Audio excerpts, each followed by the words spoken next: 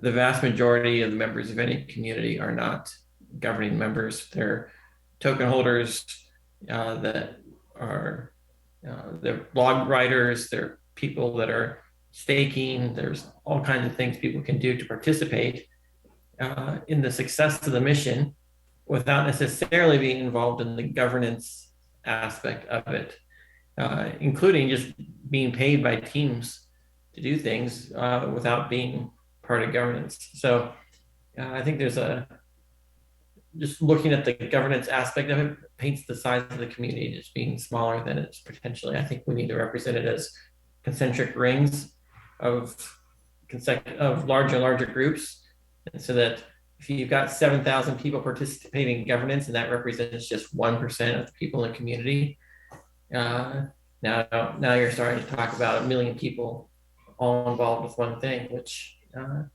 I think is about the real size of most blockchains in terms. I don't think there's uh, other than a couple of the top blockchains, very many have more than that many people involved. So Yeah, those are really yeah, good points, Dan. I like the idea of visualizing the concentric circles. Um, yeah, thanks for that. yeah. Um, all right. Well, we've got a lot to talk about today. I'm guessing there might be lots of questions and feedback about the proposal I put out uh, last night. If you haven't had a chance to check that out on Hive, I presented a plan for moving to 2 rounds and greater, higher levels of ranking, uh, a more stable token supply in terms of predictability of the token supply, and more stable income from week to week as we would change how that operates. So I guess I'll just start taking questions to focus on the things that people are most interested in, and we'll go from there. Mockingbird, what do you have to say for yourself? Well, my name is Marco, by the way, and I do prefer the avatar name. There's a whole comic attached to it, and it's a flavor thing. So, uh, real quick, I looked over the article and just wondered about the token supply as far as expected. Do you expect it to be grow larger with than Bitcoin's over 10 years? By that I mean, since it was 1 billion in the supply chart, can we expect there to be that many tokens? Uh, and I know it's early, but I know there's no max supply. No max supply. I just wondered, as I mentioned in the post on Telegram, that Bitcoin had expected it to be broken down into satoshis. So even though 21 million, it would have a denomination that would split up to buy a cup of coffee. So just wondering. Well, first of all, token supply is only and ever is always just a percentage, and so the real things that matter are the visibility, like you were saying, um, and rate of growth. So there's a fixed rate of growth in the long run of 5%, which basically says that we're always going to recognize new contributions, and the community dies if it stops recognizing new contributions.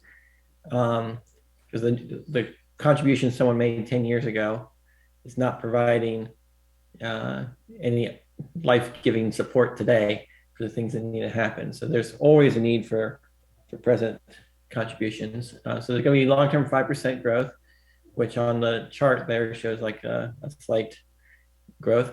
Over 24 years, it'll approach 160 million and then keep going from there. That's about 1/10 of the supply of EOS. EOS started out at 1 billion, which means that even if our market cap is 1/10 the size of EOS, we'll still be over $1, which is about where I was trying to target it. And if it goes higher than that, great. People like numbers that aren't fractions of a penny.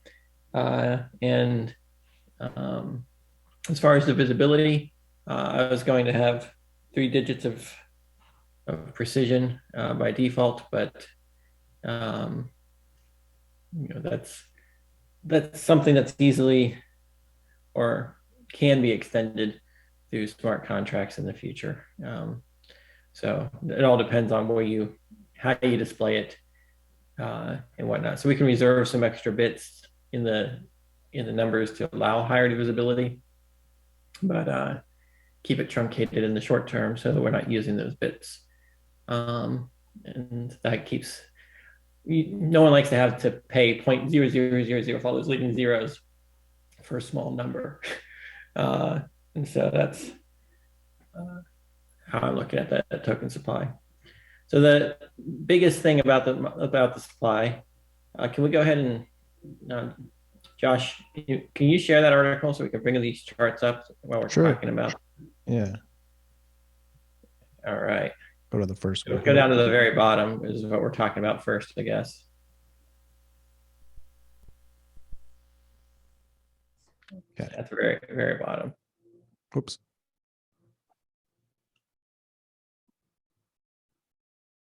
Here we go. There we go. All right, so this is what we're talking about for the token supply. So one of the challenges I've had when trying to pitch ƒractally and respect tokens and whatnot is people want an easy way to model what is the supply going to be on a particular date, how fast are tokens going to be printed.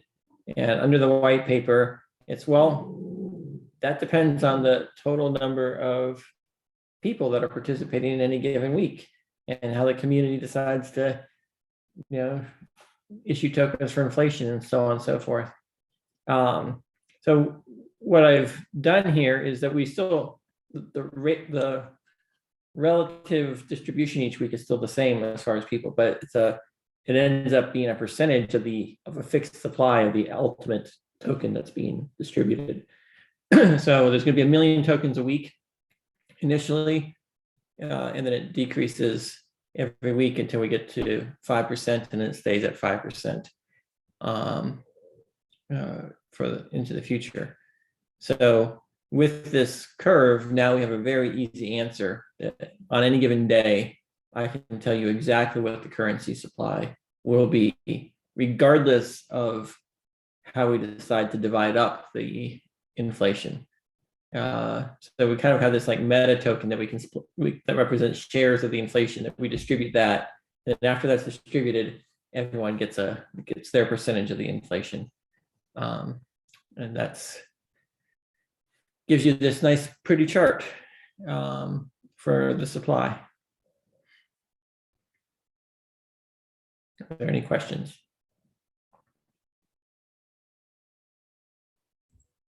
Thanks. Okay, we can stay on there and talk about the other charts on that post if you guys like. We scroll up to the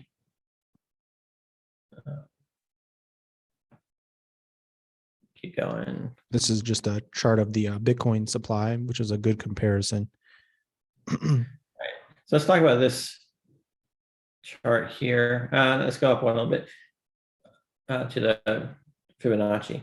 So one of the changes that I'm proposing is that we average people's level from week to week. So if you got 3 this week and 4 last week, your average would be approximately 3.5. And then if you got 6, then it shifts up and down. And so every single person on any given week has an average of where they're sitting. And then we use a continuous Fibonacci equation to make your compensation each week proportional to your average over time. This has the effect of smoothing things out, of keeping things relative. Point out there is a meaningful difference between someone who always gets the top level of and somebody who only gets the top level some of the time. And it's a better reflection of the community's measurement of your contribution, because your average represents not any one group of 6 opinion of your relative contribution, but many different groups over many weeks averaging their opinions together to get you your average level, which is probably a more accurate measurement of your relative contribution compared to any given week. So you could look at the way we're currently doing things as the average your respect that you earn is based on the average of the Fibonacci of your weekly level. And under the new model, we would be giving you income each week equal to the Fibonacci, the continuous Fibonacci of your average level. So we kind of change those two around, which I think will more accurately reflect what's going on. If you scroll down a little bit, the result of this averaging is, let's say somebody showed up on day 1 and they went all the way to the top. Notice the new top goes all the way to level 8. I'll explain that in a bit. But if they show up and for 26 weeks, they're always getting that every single week, and then they stop attending, this represents the curve of how much they'd be earning each week as a result of that. Now, you can imagine that no one's going to show up and get the same thing every week. You're going to get higher some weeks, lower other weeks, and so your curve is going to be going up and down, but it's going to be hovering around the community's average assessment of your contribution relative to your past recognition. If you go all the way up to the top to the first chart, that people chart there. All right. So the biggest change that we're proposing here is we're going to two rounds. The first round, we're going to sort people into levels 1, 2, 3, and greater than 3. Everyone who is greater than 3 goes to the second round. In the second round, we'll sort those participants into levels 3, 4, 5, 6, 7, and 8. The critical thing here is that the highest level from round 1 is equal to the lowest level in round 2, which means if you get promoted to round 2, you're not guaranteed to do any better than if you stayed at the highest level in round 1. That's to reduce the gap in there and to make it easier for people to reach a consensus. This allows us to have one process that works for communities all the way down to the size of 20. And they'll always be guaranteed to have groups of 5 or 6 in round 1 and round 2. So it also minimizes the difference between the lowest and the highest level of the entire system. It's only a difference of 8 now.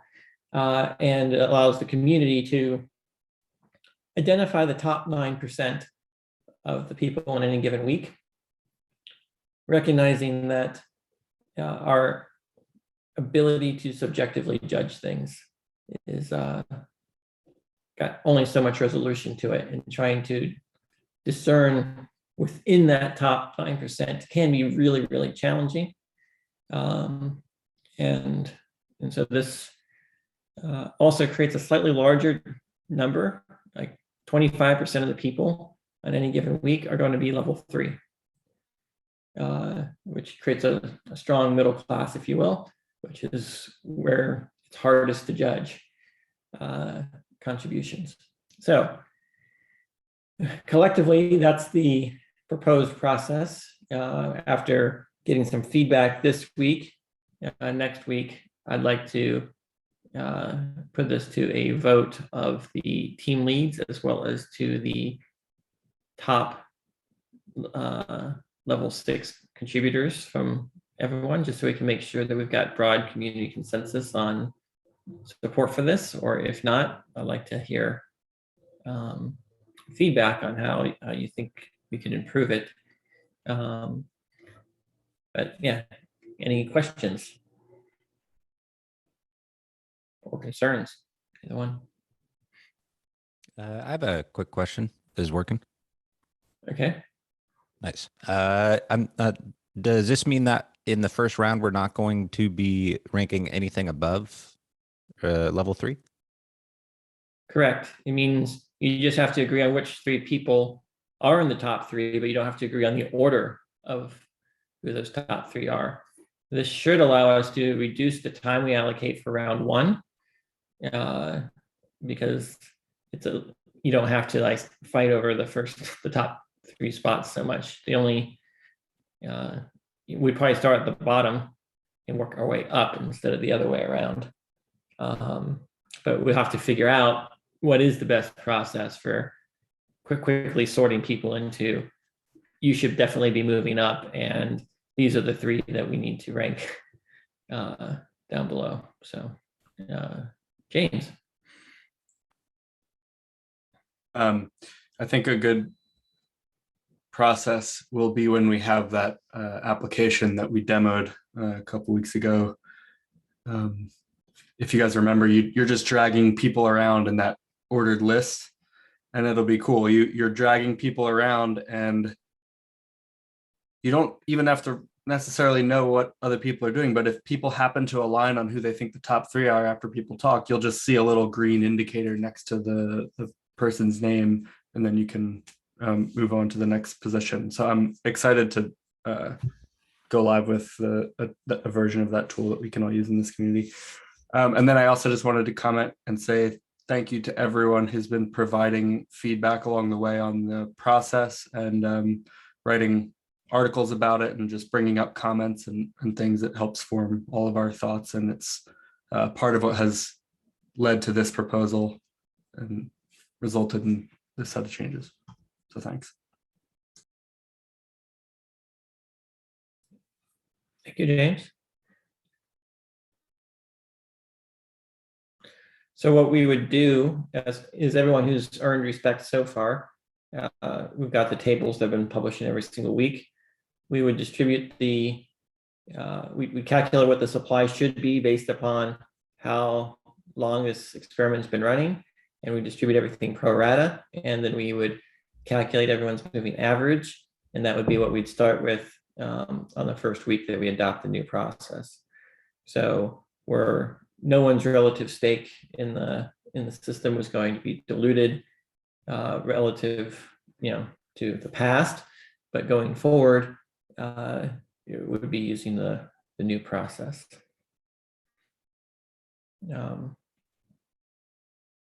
So based on the current timeline, it's looking like maybe the Saturday of August 6th, that would be the first week we would realistically be using the new process. Yeah, assuming that there's not a loud outcry about the changes that are being proposed. Yes, Nuno? Hello, guys. Can you hear me? Yes. Hello? Okay. Then I will give you my perspective of what I've read from last night about what you proposed. I think I'm not qualified to have a strong opinion about this, but I trust the process, and I think I like what I'm reading, what you are proposing, and let's just try it. I think it's my opinion about this, humble opinion about. I did make a proposal. I don't know if it's a good time to talk about it, or if anyone wants to ask questions about this, but I want to just give my opinion about. I want to ask you a question first, then, about the proposals. Is there anyone can propose a change, or there is only qualified people? Those who rank 6 or 5 can propose a change to the process. That's my question for now. Well, eventually, the team leads are the ones that have to approve anything, and if you can get a team lead anyone can propose it, and the team leads are the ones that are voting on it. And there's, I guess, some spam prevention stuff we've been considering various things there, so I wouldn't say anything is final there. We've We've looked at pre-vetting through like petition, get a certain number of signatures. We looked at as long as it's endorsed by somebody who's a full-time member, then you can do a full-time member being someone who attends at least 2/3 of the meetings. And so we've looked at various thresholds. We want to go for the simplest possible thing that prevents the spam. If we get too much spam, then we'll have to evolve from there. Okay, thank you. I Should posted I in follow? oh, sorry, Nuno. I posted in the chat the quote from our current process that I guess we effectively adopted it or ratified it several weeks ago. And I can publish the blog post here now in just a moment, and I'll put the link in there if anyone does want to make a proposal. That our current process right now is if you previously ranked 5 or 6 for at least 3 weeks, you can introduce a proposal for the community to consider. So you could make the proposal now, and then it could be discussed in the post meeting today. That's our temporary process at the moment. If I'm not qualified at 5, 6, can I do a proposal? Can I make a proposal, or someone will have to take that? Someone else will have to do it. So I don't know if I'm qualified. I'll take a look and see, but I'm happy to make a comment on your behalf if you want. Okay, thank you. Thank you. Yeah, I'll message you privately here in the Zoom chat in just a moment. There's a lot of people that have it's not 5 or 6, not in the past 3 weeks, but any 3 weeks that you received a 5 or a 6 was my understanding. Not necessarily 3 consecutive weeks of 5 or 6. Yeah, thank you for clarifying that, Dan. Yeah. So that was what we agreed to in the past. We've been working on a unified process that works for any scale of fractal toward teams deciding things. So some of these things are getting refined as things evolve. And there was a concept here that we get a lot of benefit from being really flexible with our governance process right now, because we can try things and we can adapt. And when you try to like reduce the stuff to code, things slow down dramatically and you can get stuck with things. And if we try to over prescribe things, we might be solving problems that are not problems. And so, we want to keep the process as flexible and as free as possible, and then only add rules after we've identified actual problems with the community, rather than trying to guess what the problems might be. So that's why it's a little bit ambiguous right now, but we're a smaller group of 30 people. We can all talk on a call like this, which allows us to reach consensus broadly, relatively easily. But once we get to 7,000 people, it obviously not be as easy to just have a call and everyone agree. So, all right, it's 11 o'clock now, at least where I am. So we're getting the regular members on. Are there any other questions? If you're just joining, we're discussing the recent proposal. I guess right now Dan has put out feelers, but it's not an official proposal today. But the idea is that you would review it. We'll discuss it, now today, and you'll review it over the next week, and then it'll be an actual proposal that gets voted on next week.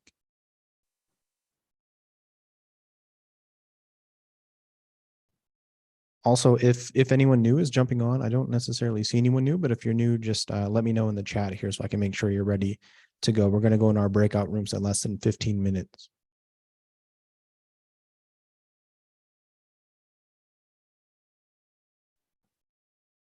I'm excited about this new proposal. I hope that everyone is open to basically what Nuno said, like, let's try it. Let's make the changes since we are flexible. It is based on the learnings from the last several months. And some of the changes are going to be, for example, there's going to be a new meeting agenda, which Dan kind of alluded to. So we'll still have if we do this, we'll still have our 15 minutes to allow people to jump on who might be coming in a little bit late, and just like a little bit of interaction. And then we'll go into our breakout rooms just like we will today, except for we're thinking to shorten the time to 30 minutes. And then we would come out of those rooms, and the 3 people that were voted to move on to round 2, there would be a 15-minute delay and a process we need to work out, because it's all manual right now. But then, those 3 people would then, get randomized into the next round, and we would do the next round, which would be 45 minutes. And then we would have about 15 minutes afterwards. So basically in between each round, you have about 15 minutes to log your vote. Whereas what we've been doing currently is you have 1 hour allotted time. So we would shrink that for each round to 15 minutes. And those would be the changes. So if you intended to do full 2 rounds, you would need to allocate 2 hours in your schedule each week. An hour and a half if you come in right at 11:15 and you leave right at the end of the second one. But Yeah, that's a good yes. point. Streamline it. Arkenberg. Regarding the =Fractally newsletter, I was happy to see that. It was weighing my mind that there wasn't one other than some of the stuff I put in on the weekly, weekly, the briefings.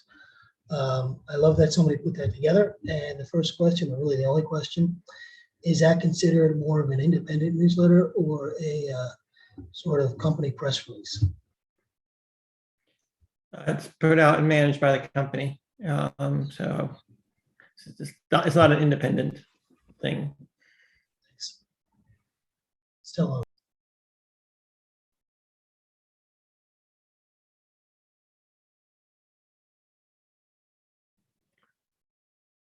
All right. So I don't know if anyone's noticed, but Stan probably gets background of the week for us. He's a real star. Felix, do you have any questions? Yeah. So I'm just kind of curious, like, I guess at a high level. So what's the main purpose of, I guess, this proposal of doing the 2 rounds? Well, part of it has to do with information and reducing errors. So when you take a random grouping of people, sometimes you can get some all-stars in the same random group, and somebody has to get bumped down 2 or 3 levels. And so by first sorting the top half from the bottom half, then we can have the top half sort themselves. Each individual has a different skill in terms of their ability to judge which contributions are most valuable. And sometimes right now you could have a group that's got a whole bunch of people that are barely doing anything, and they can get high ranking. So we've got a lot of noise in the system right now, but by going this 2-step process, we can get higher resolution, and we can have the top half judge themselves and rank themselves independent of the bottom half of the contributors. It's not saying that we're all valuing everyone. Every individual is valuable from an individual's perspective, but some people are working at this full time. Other people just show up on Saturdays and just to facilitate the process, and both of which are valuable. So I want to recognize all the people who are here today. Just being here today and not doing anything else other than showing up is valuable. You're helping promote the idea. You're bringing legitimacy to what we're doing, and you're helping provide your insights into who's doing the most valuable things for the cause. So everyone's valuable, but this gives us higher resolution, and it allows us to scale. Right, we're going to have to go to multiple rounds at some point. We can now go to multiple rounds earlier, and with the new process, we can go all the way to 7,000 people with only 2 rounds, because we're averaging the level, and then we're doing Fibonacci instead of doing Fibonacci and then averaging. And that means that your average from week to week to week is still going to be distributed along the curve. And yeah, so does that answer your question? Yeah. Yeah, thank you. And I think that's cool. It's interesting because I'm also thinking like how that can be applied on the Eden fractal. And what I think it's also potentially a good way for onboarding new users. The first round, it's like, hey, welcome. You're on the bottom, but this is like, thank you for participating. Here you go. And then yeah, you do the further round. So that I like the idea. It sounds really interesting. Thank you. It allows the first round to go faster too. In theory, we'll have to test it because you can quickly identify. All right, we know, some of these people that they've got a high level already, right? And so unless they're doing something bad, it's pretty easy to just look at your averages and say, and just distinguish whether or not someone should be given a chance to go up or down, whether or not you want to support it. I'm not saying you can just rely on it solely, but there's a lot more information that you can bring to bear to quickly sort things out, which means for the people that are just participating on the low end, they only really have to put in a half hour. But the people who are doing a lot, well, they put in an hour and a half, but they're higher up on the curve for that hour and a half, which means they're clearly compensated for the extra time it takes. But I think overall we'll get better results and a better distribution of the respect proportional to the actual contributions.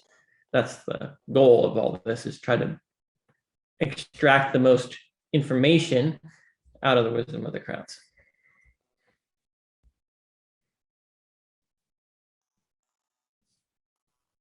All right, got 7 more minutes of time for a few more questions if anyone has them.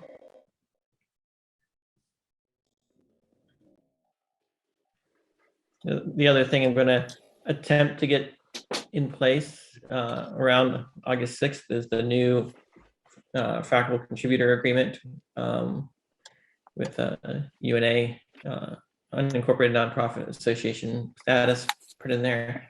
So that's something that will be coming down. We're still looking for the best attorneys to review it to make sure that what we're working on is as rock solid from the legal perspective as possible. I'm feeling really, really good about that. Other things that I'm thinking about and trying to figure out if we can implement practically in a manual process is invitation rewards. We'd like to grow this group and provide necessary incentives to do so. And one of the consequences of the new model is there's a slight disincentive for inviting people, because the more people who come, you're dividing the same size pie among more people. So while it's a public good to invite more people, it's a personal bad. And so I'd like to make sure that the incentive structure is aligned such that each individual has incentive to invite people, which increases the competition, but it's actually good for you to invite people that do well in that competition. So I'm trying to get those incentives balanced. We have a question from Eric. You're muted, Eric.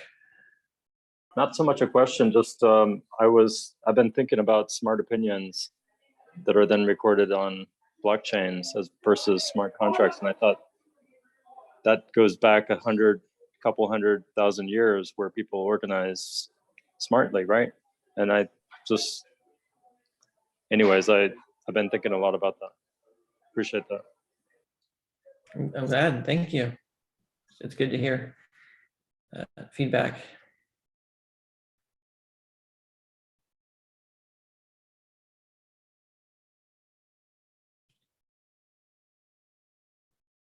So how's everyone's experience inviting people? And we've had a relatively stable crew here, approximately 36 or so people every week. That's a really solid base. What roadblocks do you think we need to remove to grow that base? And I guess that's something to think about. And you can blog about it on ƒractally.com or in Hive. It'd be really useful information to understand what we can do better to grow. Perry.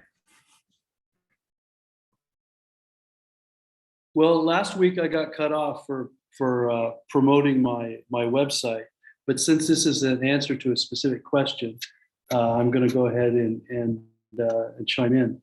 What I've done with dnews.zone is what I'm attempting to do with dnews.zone is reverse the advertising model or repurpose the advertising model on that website where I'm offering something that is attractive to the community, to users, to new users, and existing old timers who have been in the community for a while, by saving them time for the old timers and by introducing these feeds to somebody new and giving them a chance to add those feeds to their own personal feeds, their own platforms, their own Twitter, their own YouTube, their own medium, and websites in general. And I'm doing that by repurposing the advertising model. What do I mean by that?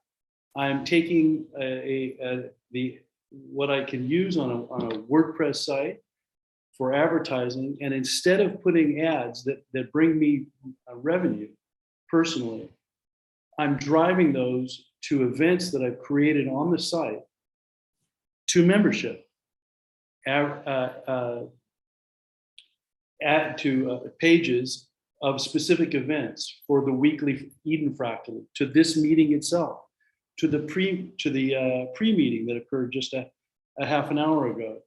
I can see Dwayne has a fractal meeting for Alien Worlds.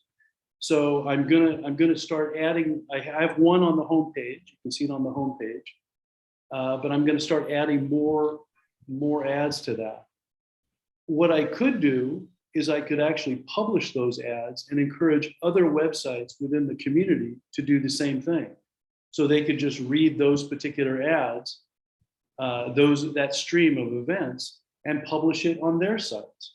So instead of a community that has a bunch of ads that go to, whatever, some exchange for an affiliate link, which, may make them a few bucks here and there, we could all be driving attention to the meetings that actually create engagement.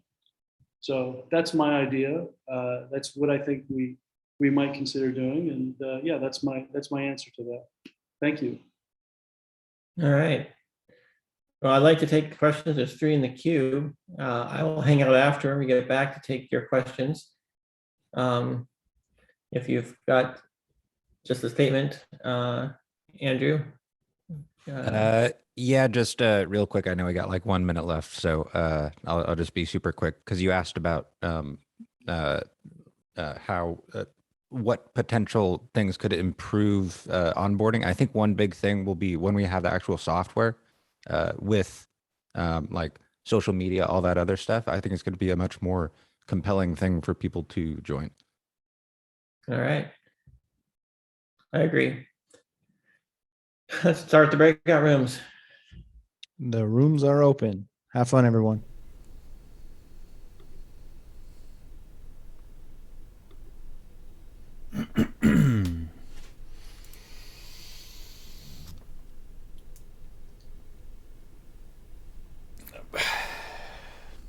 Howdy. Hey, Andrew. Got a Dan and a Patrick. How you guys doing? Doing good. And hey, Patrick. How you guys doing? Good. Nice. Good to see you drinking coffee, as I've heard that you like to do. Yeah, especially in the early morning. I really got to set an alarm and a reminder for the Eden Fractal because I've I don't know if you remember, but I suggested that was like one of my pitches. That was actually my pitch for Eden, not this most recent election, but the one before that.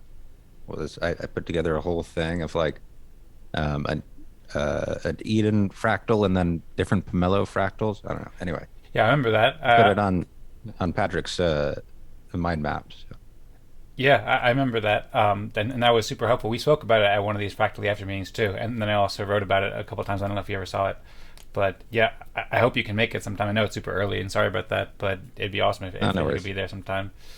It's going to be super early for someone, so I don't mind. Right.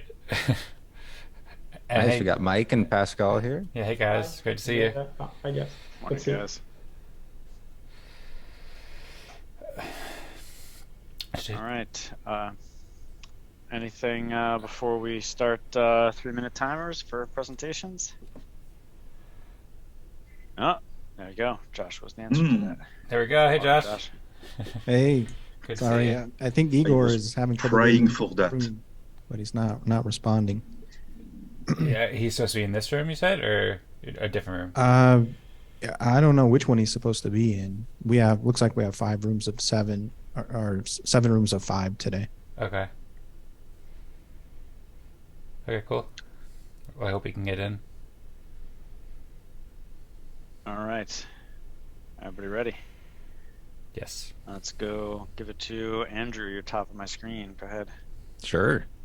All right. So let me get my little notes up here. Okay. So let's see.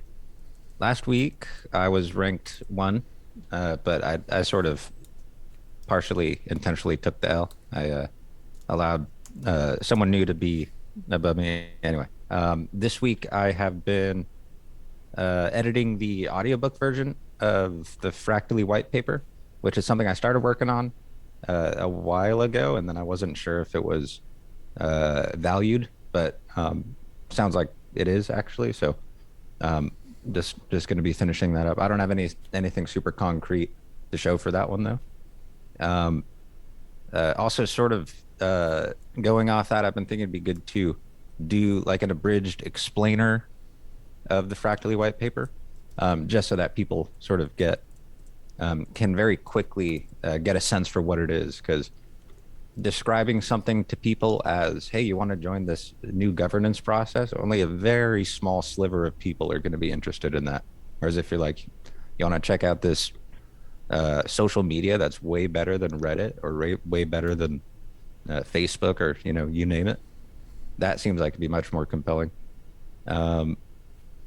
Let's see. I'm very glad to see Dancing Joy and Felix also, but working on the Eden Fractal, because that's something I've been advocating for a while.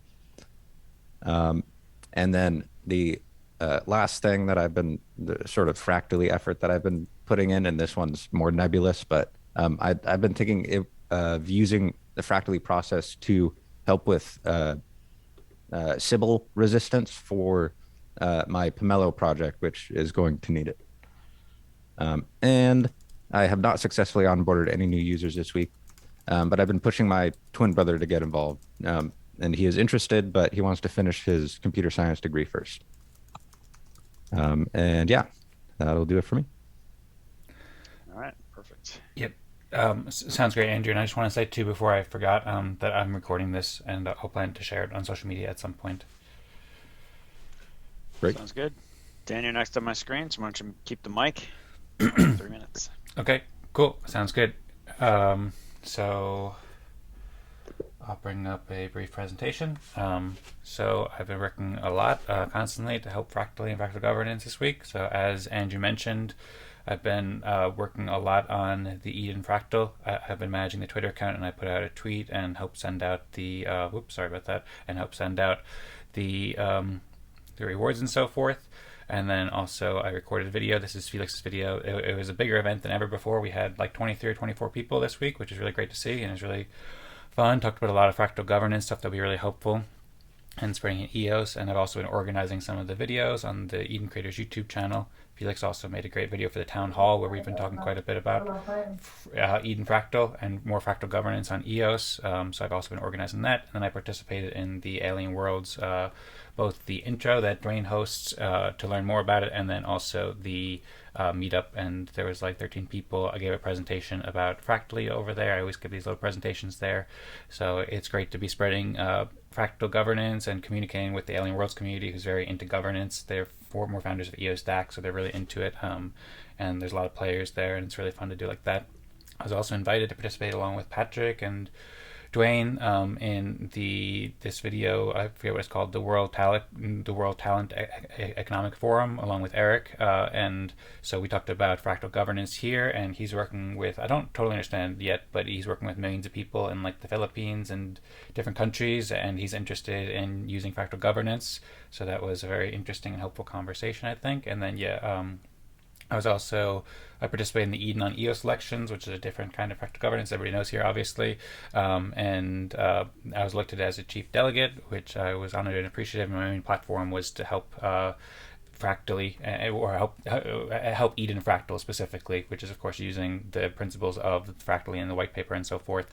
And then I'm also helping to fund the EOSBs and Jesse, who will help promote Eden Fractal and help bring more people to the fractal process. I have like a minute left, so I'll go quick. And then also I spoke with Yves LaRose and the other chief delegates in the meeting where I advocated quite a bit for the Eden Fractal and fractal governance, and then several other meetings throughout the week, chief delegate meetings, the first one that we had, and then second one with the previous chief delegates. And both of these I talked about fractal governance and Eden Fractal, and then I hosted the Hot Sauce where I also did a feature story on Eden, and I talked about the Eden Fractal and fractal governance. I've been promoting it quite a bit, and then I also joined the Helios Twitter space and also shared more about the benefits of ƒractally and so forth. Spoke for about 15 minutes, and then I also just retweeted and read all the new articles. James shared a great article in the ƒractally newsletter and this addendum, and then I also was looking into some other great faculty members like Tommy and so forth. 3 minutes. That's it. Thank you very much. I don't think you can end that with "that's it," Dan. That's it. It's quite a list. Yeah. All right, Pascal, you're next. Oh, also, if everybody could use the rename feature to put your Hive name in your screen name, that'll make it easier to put the final tallies together. Thank you, And Mike. we are doing only a half hour today, or is today 45 minutes? Today's no new changes have happened. These are just proposed changes. Yeah, so we're still going 45 minutes. All right. Good question though. Yeah. Okay. Hi guys. I just posted what I've done this week. I will start by say I added one new member on Good ƒractally portal. It's an old friend of mine, so I brought him to he's not on the meeting today, but he's on Good ƒractally portal. I also read Dan's last two publications, namely Rethinking of Transactional Proof of Stake and the new addendum he just added in the white paper.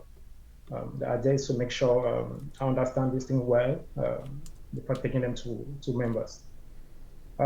This week, I produced a sample of Go ƒractally Canada merchandise. You will notice my hat, some t-shirt, and the bottle of water with the community logo. It's a sample. I don't have full stock yet, but it's a sample that I wanted to be used. I believe in merchandising, and then we can use it to empower our members locally.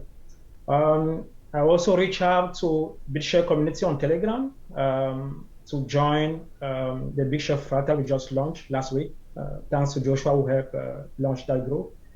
And the idea is to make sure the BitShare community can use the ƒractally governance process to reward those who are contributing to the BitShare network. As a teamwork, I'm in ƒractally in Francophonie team. We met this week to plan our second ƒractally webinar for the French speaking community. And also as a teamwork, the BitShare Fractal group is also growing. Now we have 10 members in the group. Last week I was rank 4. So thank you for the time given to me. All right, great. I am next on my screen, so reset my timer here.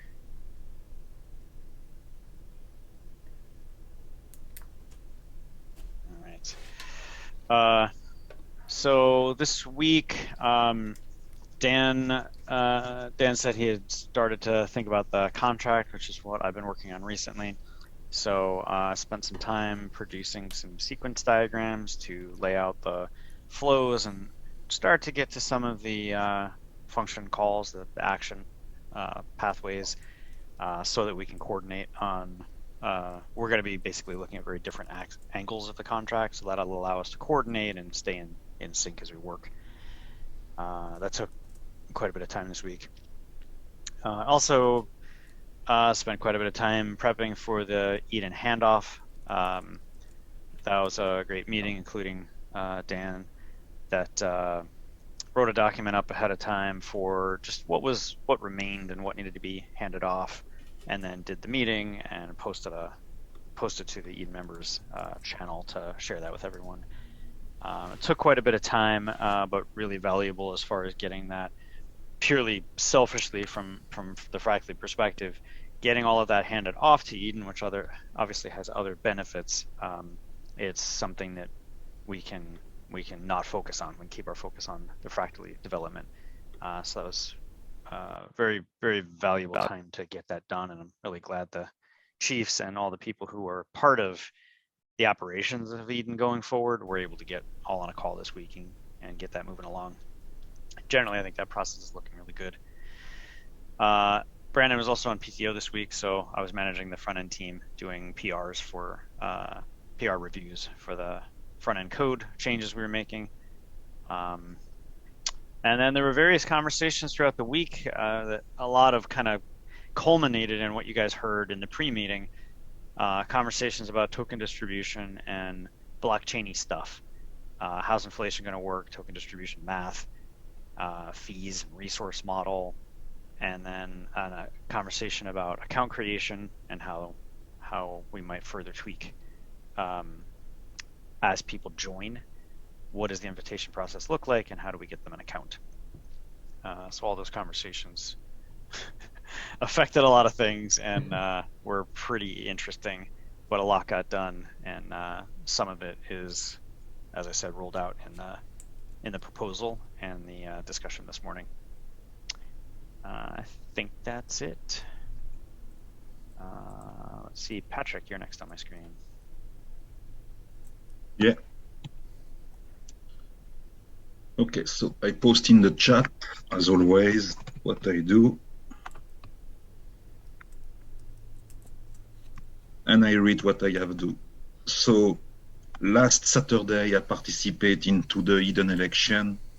I promoted into my room with Chuck McDonald about the Eden fractal, not only also the Grow Eden by Jesse Jaffe, and that we have to go more fractally for Eden on EOS. That's a very obvious point.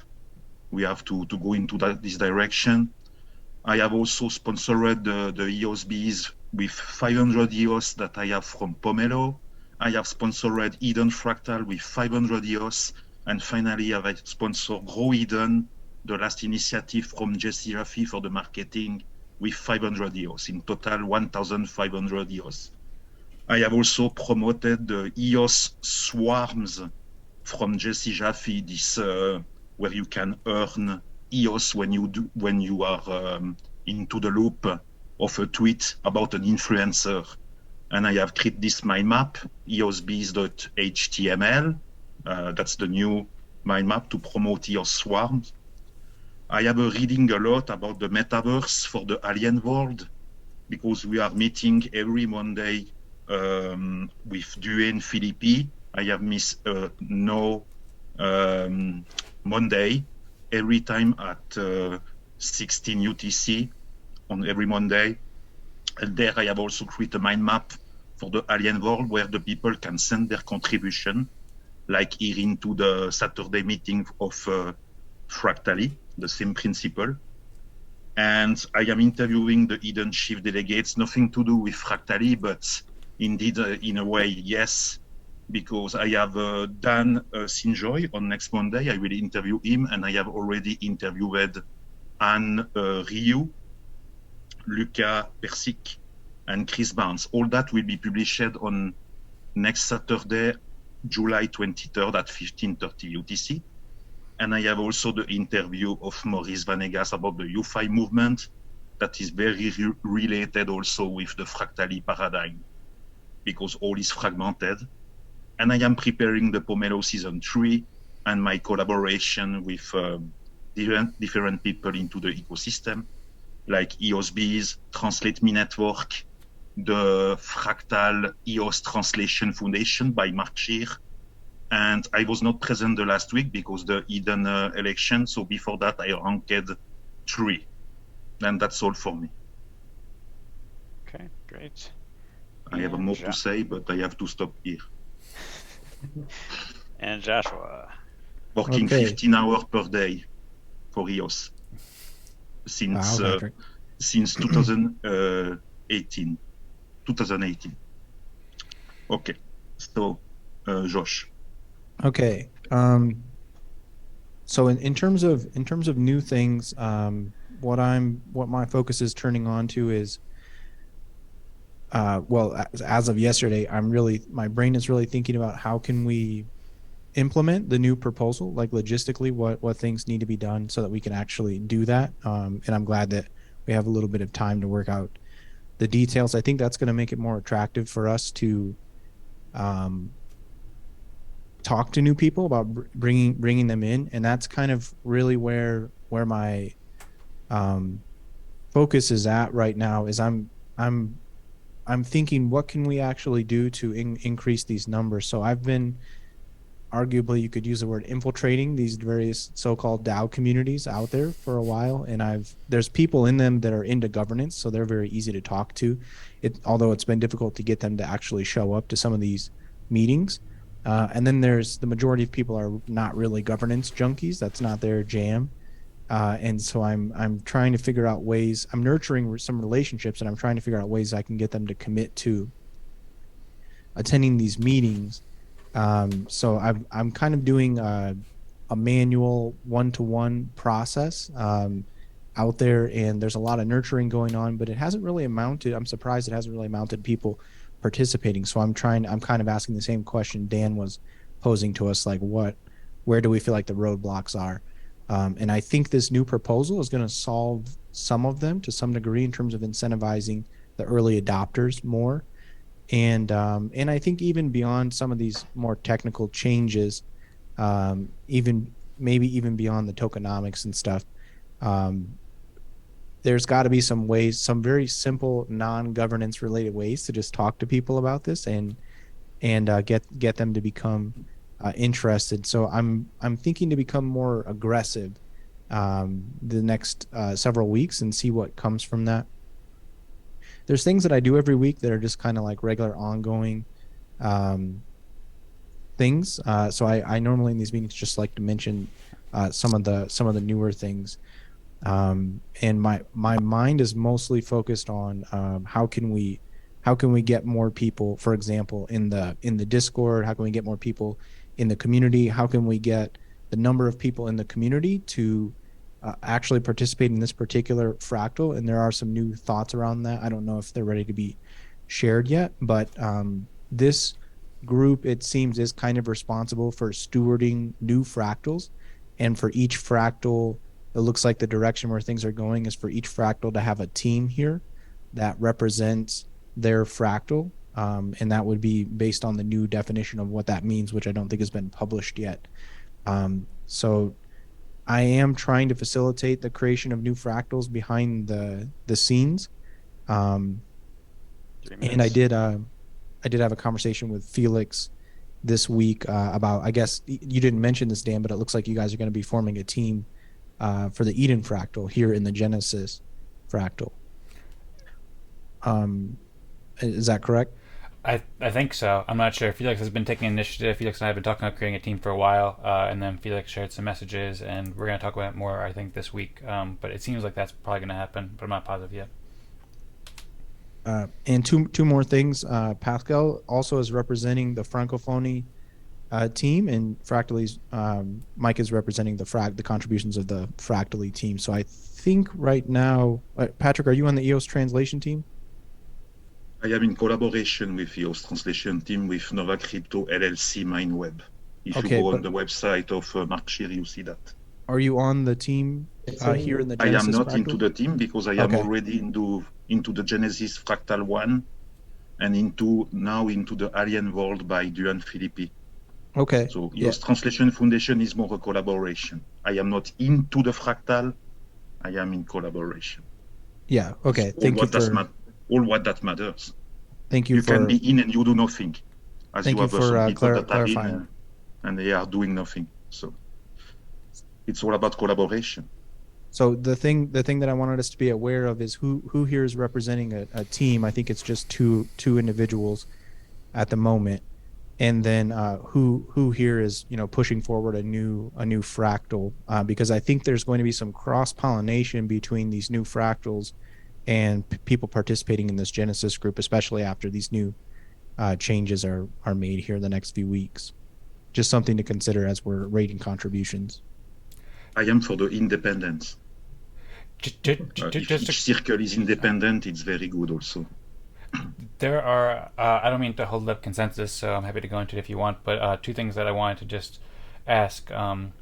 One, to Joshua, did you say that there was some new rules coming with the teams or something changing with the teams? And then I'm also very interested to learn about the BitShares fractal too, Pascal, because I hadn't heard about that before. Yeah, there's some new definitions coming forward, but I don't think any of it's been published yet, so we can't really discuss it. Okay, so should we wait to do a team before that's published then, I guess? No, I don't think it should delay the formation of a team. It's just going to kind of change what the definition of a team actually is once that happens, if that gets adopted. Okay, sounds good. Thanks. It might be part of the new contributor agreement. I don't know if Mike can speak to that. I can't. I don't know anything about that. Then to answer your question, at this point, the BitShare fractal is not formed. We don't have a team neither. So what we are doing is to reach out to the community and then gather everybody on Go Ƒractally portal. And then from there, we can plan, we can have discussion on how we will move forward. But the main idea is to support, to reward those who contribute to the BitShare network. That's using the Ƒractally process. So, okay, but cool. at this point, no team and then no fractal yet. Okay, great. Yeah, thank you very much, Pascal, for explaining and then also helping with that initiative. And I'll join the BitShares community on the Go Ƒractally site, and then I'm looking forward to when you guys decide the first event. And I don't know much about BitShares, but I'll try to join and help it as much as I can. Thank you for starting that. Thanks. I was just leaving my keyboard a moment, and I have maybe missed what you spoke, but I was thinking to something. Last week there was the Eden election, so part of us we were not attending to the Ƒractally. The week after there was this proposal with this Ƒractally LLC and this in Texas UNA and all this stuff proposal. And there are a lot of events. Now there is this document to ingest. To be honest, it's very too much complex, this document, to understand the things. You cannot understand at the same time today when you read that and say already yes, you have to read again. And it is not enough abstract level I. That's too much into the detail with those graphics and all, to be honest. And I was thinking, okay, now we have different fractal. We have the Eden fractal. We have the Alien World fractal. We have the EOS Translation Foundation by Mark Scheer about the translation, very focused on the translation. That's good, only on that. And each fractal has the right to be independent. And now to form a new, with the Genesis one, I think there is the Genesis one, there are the other fractals. But for me, it's a little bit that I am every day into this. But for other people that are not in every day into this, they have also their job beside. It's difficult to follow. I think the things are going very fast. We know that the time is the most precious resource and that will become in scarcity soon. So we have to reach consensus very fast. But that doesn't mean that we need to take decision also very fast. So we need to reflect. And I have this impression that we have to agree rapidly on the things to agree. And Patrick, if you permit me, please, those names you name are not fractal. They are teams. They are official teams on Ƒractally Genesis. Yeah, okay. The only fractal that I know today is Genesis Fractal. Is the only one that is, let's say, officially known. And Yeah, the otherwise, Genesis one, but there is the Alien World Fractal, is also a fractal. Okay, it's a fractal. Okay, yeah, that's how you see. Yeah, Okay. for me, it's circle in collaboration. You can name it like that you want. You can say a fractal equal a DAC, a fractal equal a circle. We want just to collaborate between us intelligently and raise awareness for our ecosystem. Marketing is very important. So I'm going to suggest we pause the conversation because we're going to run out of time quick. We're less than 20 minutes already. I was just raising my perception. Okay, so we will not dive into my perception now, but I have raised my perception. Okay. Perfect. So reminder. I am not the only one to think that. I am not the only one to think that. Reminder of the mission statement real quick. Genesis Fractal seeks to build the technology, raise awareness, and grow adoption of fractal governance as outlined in Fractally's white paper. All right, let's use the chat as we have before. Okay. Also, a quick note: this can be very difficult the whole time because I think everybody is doing amazing work in here. Well, I'd like to propose: does anyone see a larger contribution than the collective contribution of the Ƒractally team and the Francophony team?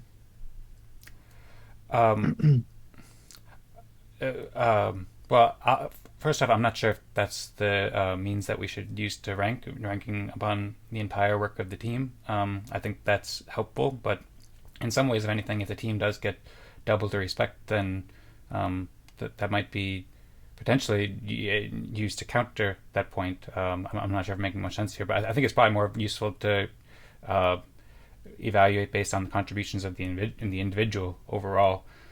Personally, if I may, I don't know if I should, but I always think of voting for Andrew because I think Andrew's doing excellent work, and it hasn't been respected as much as I think that it should be.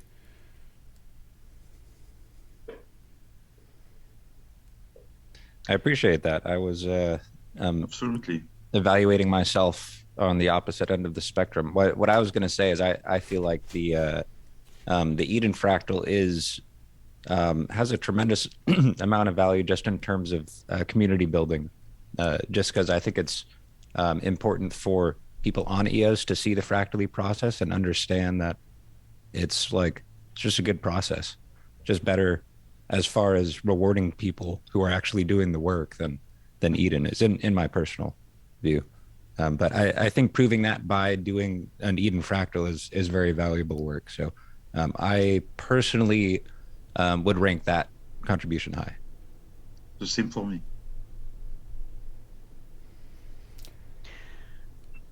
I'll also argue for myself in the respect that we're building the tech, right? The foundation of how all this is going to work, including the ideas, which is kind of the less physical, even though that's a weird word to use in the digital realm. These ironing out these ideas and putting into practice actual ways of operating these meetings. It's lots of conversations, and when we say we're representing the Ƒractally team, it's not so much evaluate the individual, and just so that you guys know, I'm representing as well people who just aren't part of this process at all. They're building the blockchain while we're here meeting, so that's another piece of that equation. Yeah, thank you so much. So, that's it doesn't need to be said probably, but so much appreciated. And yeah, I'm sorry to interrupt you. What were you saying? Oh, that's it.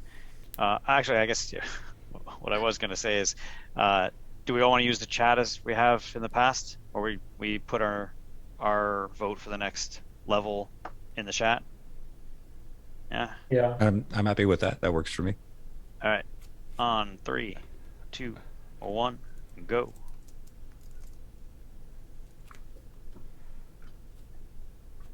1, 2, 3, 4, 5. Okay. So Patrick and Pascal, we have enough for consensus technically. Do we want any other questions? We are short on time, but any other questions or negotiating that we want to do really, really quickly? I suggest not for consensus, but I do want to open that.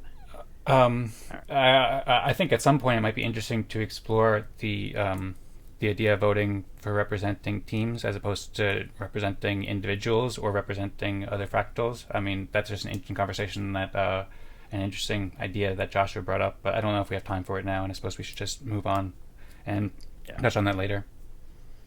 All right, level 5, 3, 2, 1. I'm way behind my curve here. Okay. Pascal, we can't give Mike both. We see the coherence vote, the coherency in the votes. That's nice. Okay, Mike, sorry. All right, so we have 3 for Pascal. Pascal, you 2 have for vote Dan. for yourself. Yeah, I have to. I think I have that the right to vote for myself. I said in this group we don't want to do that today. All right, so we have three votes for Pascal and 2 for Dan, 1 for Andrew. Anyone ready to switch to meet consensus or have any questions that would clarify relative value? I'm just checking what the what each person's. I'm just going to the sort of document that has everyone's respect on there because I just want to see how people have been rewarded in the past. So I may be willing to switch my vote if you'll let me do a Control F here. Control F. I've also taken screenshots of the relative amounts of respect, so I can probably share that in the chat rather quickly. I got the document right here. I should be good. I just checking people's time Joshua names. has put something into this.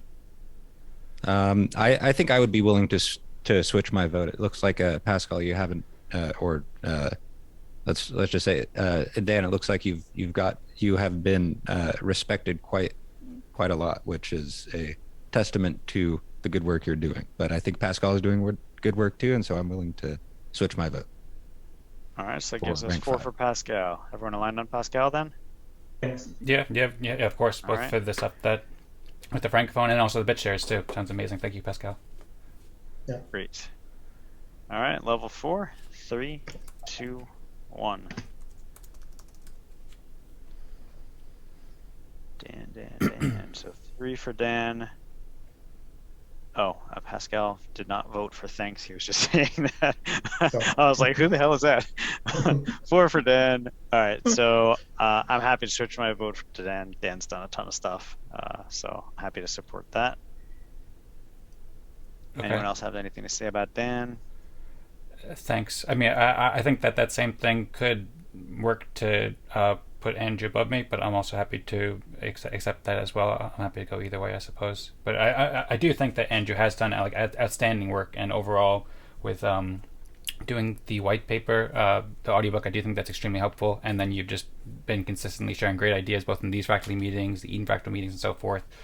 So I think there's certainly a case to be made there, and I'm happy to go either way. But personally, my vote was for Andrew. Got it. All right, level 3. 3, 2, 1. Who's to be?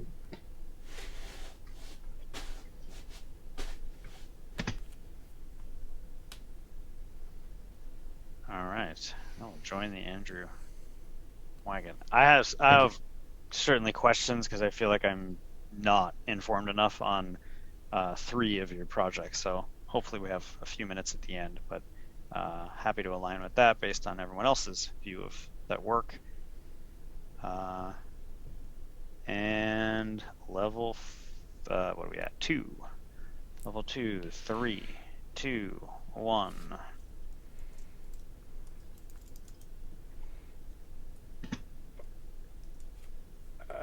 I don't know what to do. I was like grimacing because I really don't know how to pick. I mean, it's difficult because Patrick and Josh are both doing like incredible work. So, yeah, agreed. I'm pretty torn. Although I will say I think the donation of 500 ES to the Eden Fractal is a pretty compelling case for I have some for being remark of the quite valuable. community that I have give my Pomelo funds to support the Dan, Jesse, and I have answered, no, that's not that. I have gave them those funds because I want also to contribute with them. So I don't just give funds to do nothing. I am not a simple sponsor. I am contributing. Do we have All enough consensus on level 2? We For don't me, at the that should be moment. Joshua, that I will see for this level 2. All right. Well, someone would have to flip to get even the minimum consensus. So change your votes on one for Joshua, please. Joshua, you can vote for yourself. Patrick, you can vote for yourself. So I will follow Patrick. No, someone that has voted for me, change for Joshua, please. Okay, so as you asked, Patrick, I will change. I don't want to be level 2. I will change and then vote for Joshua. I want to be level 1 or 0 if you want. I don't care. For me, that's not what appeal me into this ƒractally. It's not this voting. It's the collaboration. It's not about this process.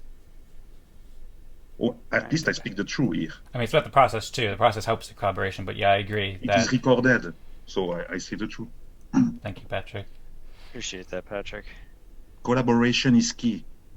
Voting is just biased. That will all be biased. But the process is important. We want new people to join in. Another crypto, let's see. Is that everybody? To have everybody's name is right in the order, right? Perfect. Nova crypto, let's see. The correct written. Very good. Yeah. Yeah, that looks right to me from what I can see. Just need to add the commas for. My goal is to be voted Jason. Level 1 for each week from now. Okay. No? Seriously. So I'm curious if no one else has burning questions. I haven't had the time to keep up with the other fractals and the Eden fractal and the work in the EOS community. So yeah, first like question I know I could ask, and there's a lot that I'm sure I don't know. The Eden fractal, I'm curious how many people are, like, for instance, simplest question I could think of is how many people are in that fractal that aren't here? Like, how much are you attracting new people into that so far? I know it's new. I'm not like being critical about it, but I'm just curious because I don't know. Yeah, there's thanks for asking. So on average, has been about 16 people or so for the first 4 meetings or first 5 meetings, and then this one there was about 22 or 23 people, and there's a good percentage of people who aren't here, and it's been growing. I think at first it was mostly faculty members. I can share the list of everybody who participated, and I can follow up with you about that. But I would say probably the last meeting, I would say maybe like half the people were from EOS community, but not from this fractal community. And that's also an opportunity to help encourage people to come here as well. And how about the overlap with the Eden community?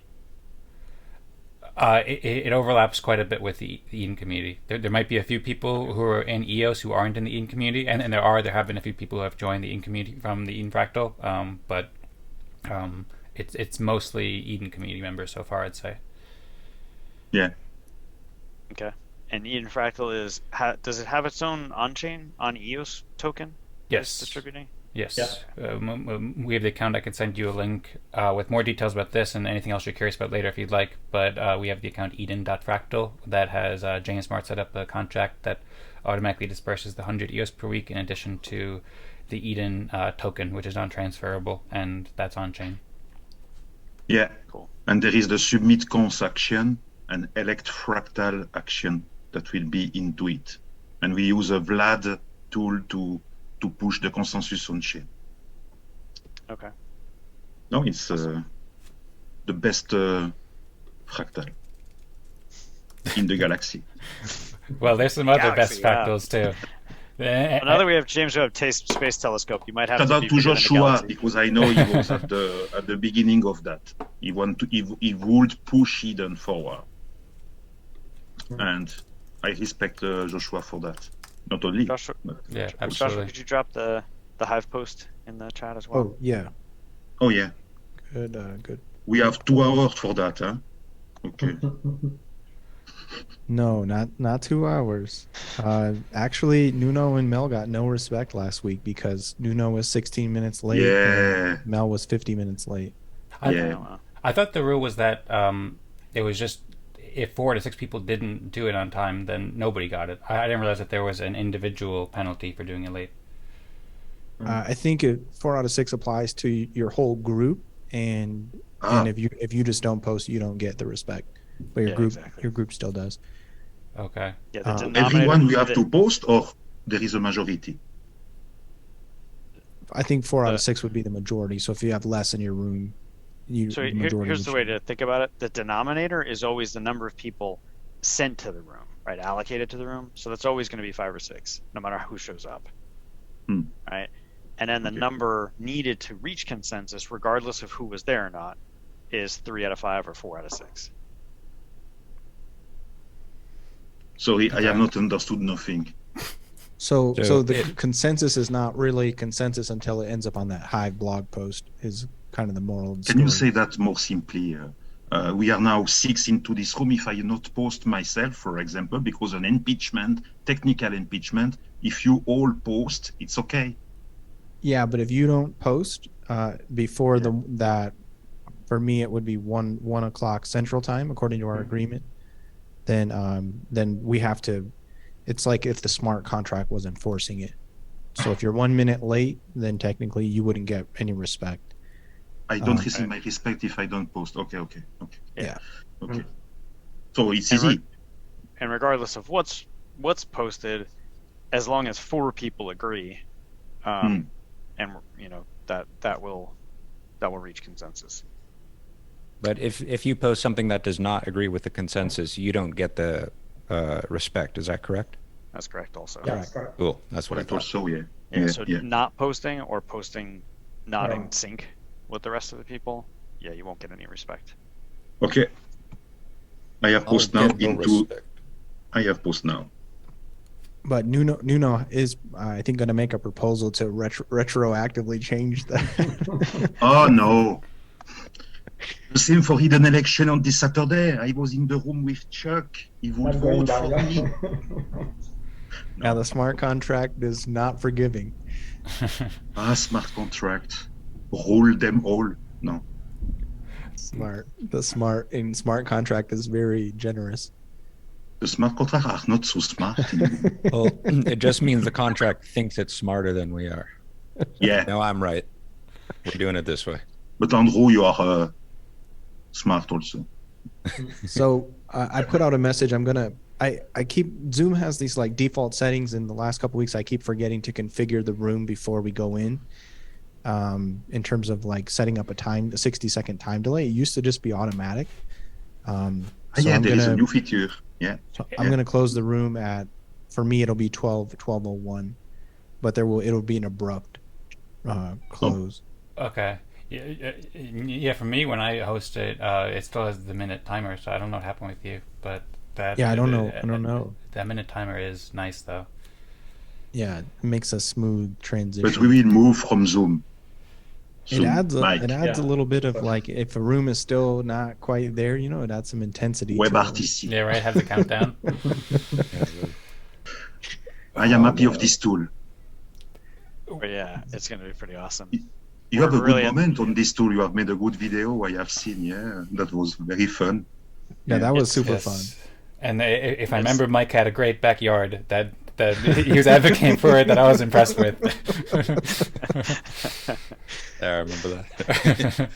When Dan first said that, best background, I was like, well, what kind of competition is that? And it turned out to just be so much fun. Right. Yeah. And for the hidden election also, that would be cool. Yeah. Well, it was great speaking with you guys. Recording in progress. And welcome back. Welcome back. Thanks for the warning. We were gone for 6 months in the Twilight Zone room. We're doing space travel. Well, welcome back, everyone. I hope you guys had fun. Absolutely. Let me post. I'm going to put the blog post in here again. Also going to mute everyone. You can unmute yourself, but just if you're not talking, maybe the best practice is just stay muted. And if you do want to say something, it'd be nice if you could use the reactions to raise your hand, so we're not talking over each other and stuff. So I just put the blog post in the chat, and that's where you need to log your consensus comments. Also, if you don't post it before the top of the next hour, it'll be enforced like a smart contract that you won't be getting any respect. So make sure that your comment is correctly formatted, make sure that your post is there, and make sure you do it before the top of the next hour, which for me would be 1 p.m. Central Time. And if you have trouble posting, let Joshua and I know, and at least post in this chat. Yeah, also so sometimes there's an error on Hive we have found, and one way to resolve it usually is to log out and log back in. So if you're having an issue posting, then that's probably the solution. Thanks for reminding me about that, Gregory. Okay. There were a few hands up before we went into the breakout rooms. Does anyone have any lingering thoughts or comments or any feedback from your breakout room today on the process? We're in the post-meeting conversation here.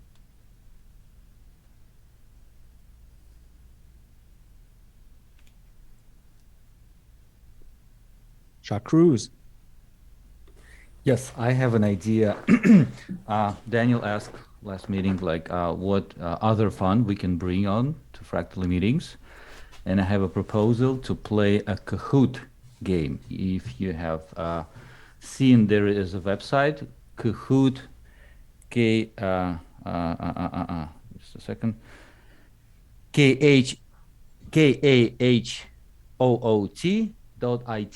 If you can look it up, it's an amazing online service that allows you to play trivia games, quiz games, with a group of people online on Zoom, with music and fun and effects and all that stuff. So if each week we can have different new sets of questions, and regarding Fractally, blockchains, EOS, Daniel, democracy, whatever, and we can play that, and we can have winners, we can have competition, and we can have fun. That is my proposal. Play Kahoot IT. Thank you for thinking about fun. I guess I'd love to see an example of what that looks like, and if people are interested, I think it's a great way to spread knowledge, particularly for new users. If it's a trivia about fractal democracy, trivia about the history of what's going on, versus pop culture trivia, which might not be interesting to certain people like myself. But yes, that sounds like a good thing to think about. Thank you.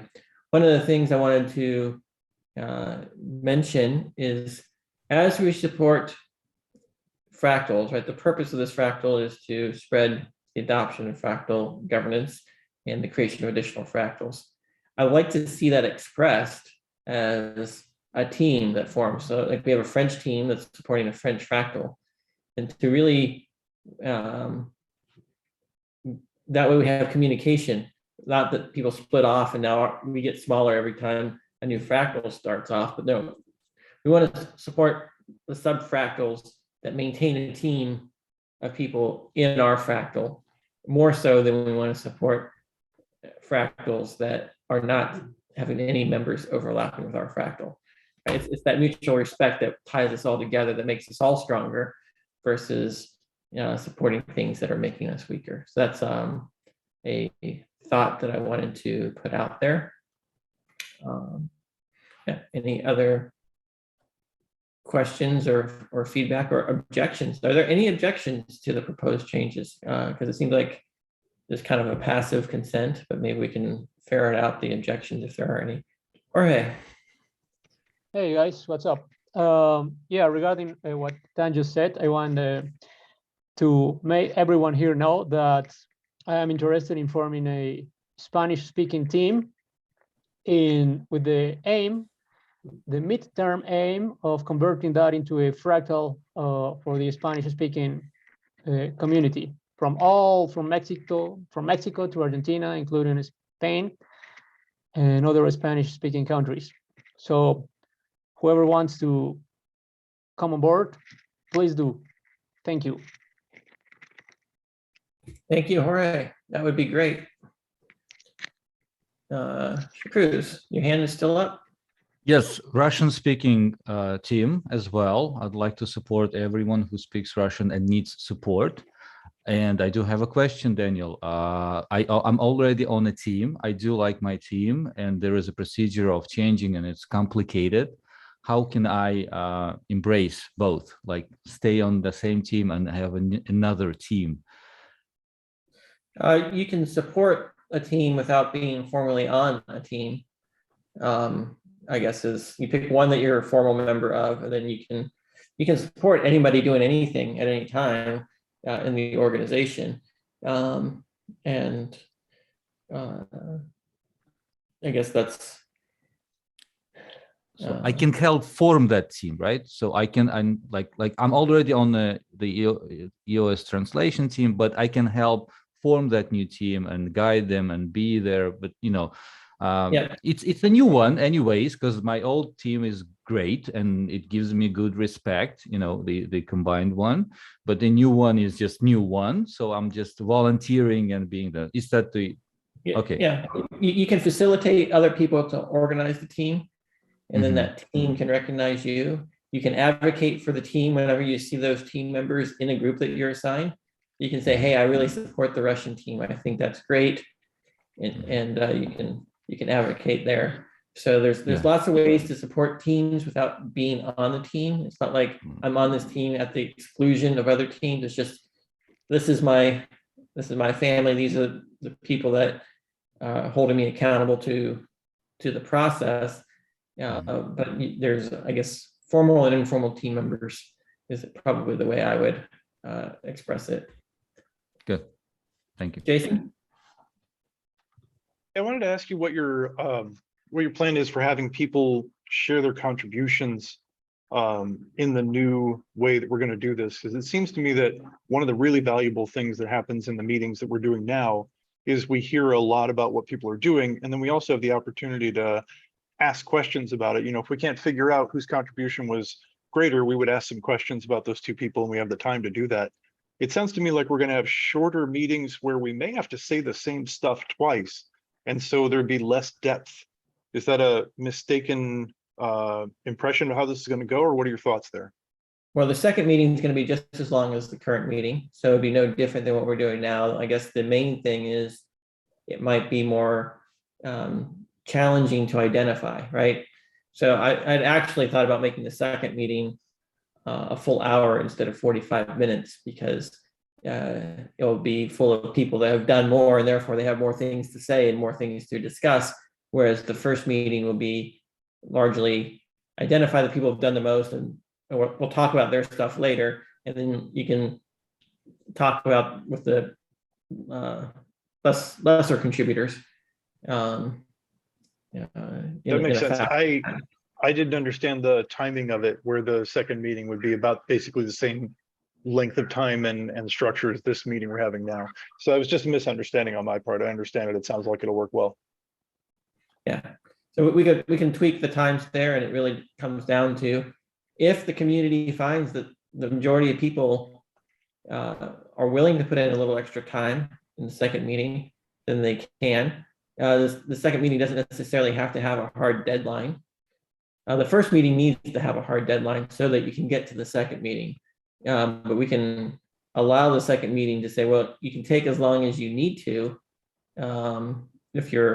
If you need more time to reach consensus, fine, take more time to reach consensus. I see no reason why we can't allow the second meeting to be a little bit more flexible on that amount of time. Because the goal is to reach consensus, and the goal is to be as respectful of everyone's time as possible.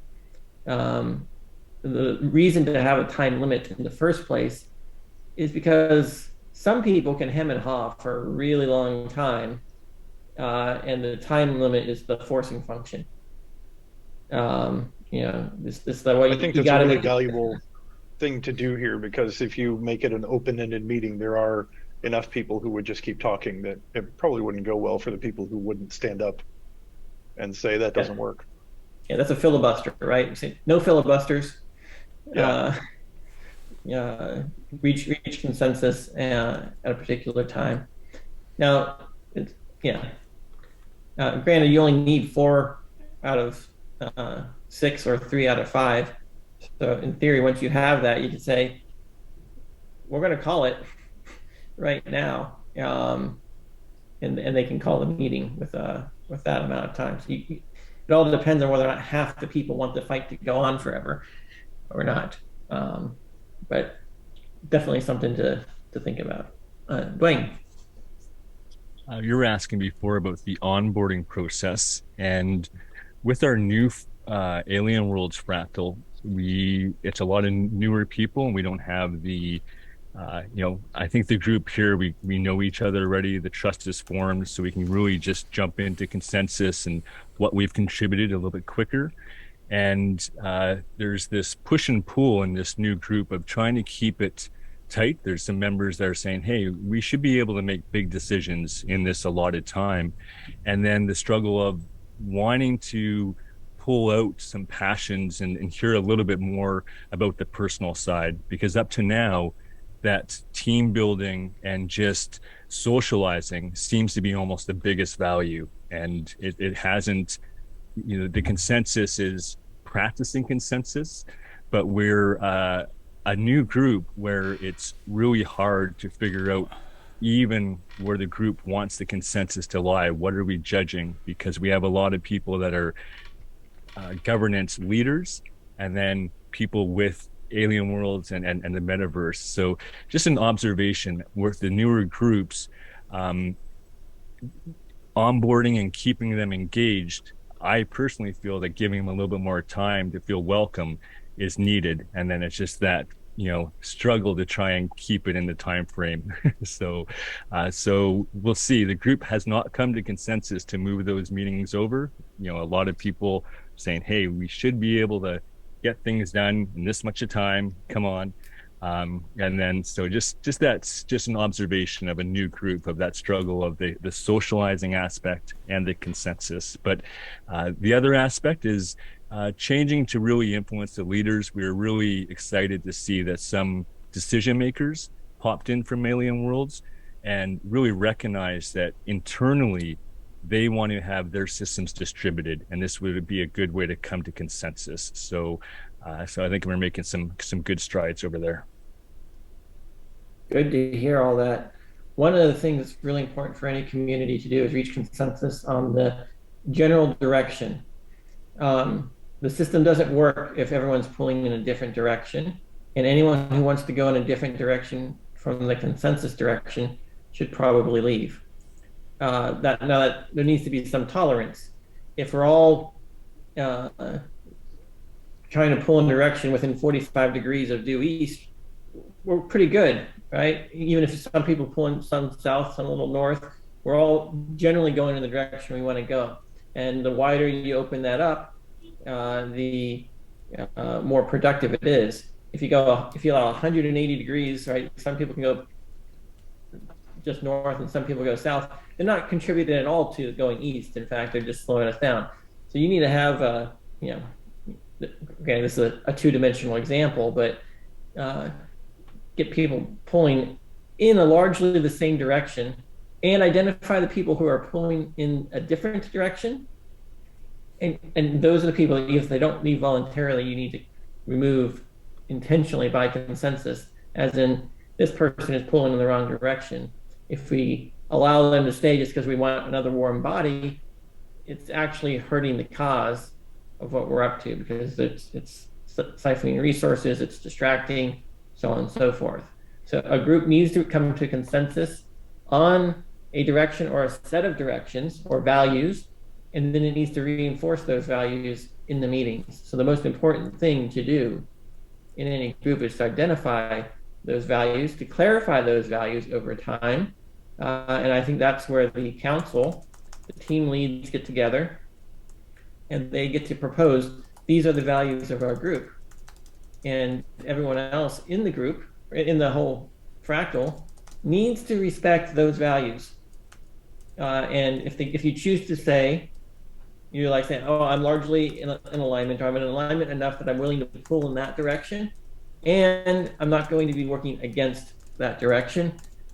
Other than, obviously there needs to be some space for proposing changes to the direction if it's necessary, but it should be small tweaks in the direction versus complete 180, because that could just completely destroy things and not go anywhere and frustrate everyone involved. It'd be like having a fractal that was half Democrats and half Republicans. They're exact opposite on everything in the United States. And if you try to like put them on there, well, what is the shared value that we're all pulling toward anyway? It's just going to be a fight for power. So you need those shared values in order to guide everyone into what to value in the meetings, or I don't think the process works. At the very least, you need to use the process initially to pick representatives to express those shared values, kind of Eden style. You have a discussion. What does everyone here involve? All right, value. All right, these are the things we tend to value the most. We pick a representative, and it goes on up. And now you can take a group that has no clear set of shared values, and you pick representatives that try to express the shared values that you were able to identify in your small group. Because any given group of people, they do have values that they share, and they have values that are opposed. And you can identify the ones that are most in common and move forward. So I think that there's going to be an art to that process of taking a random group of people and coming to consensus on the initial set and direction. All right, John, good to see you. Hey, Daniel. Yeah, this is June, and thanks for everything you're doing, Daniel. It's great to see all. I've been there since kind of the BitShares days, so it's good to see everything. I enjoyed the first process. It's very efficient. It was very clean, short. I did have some.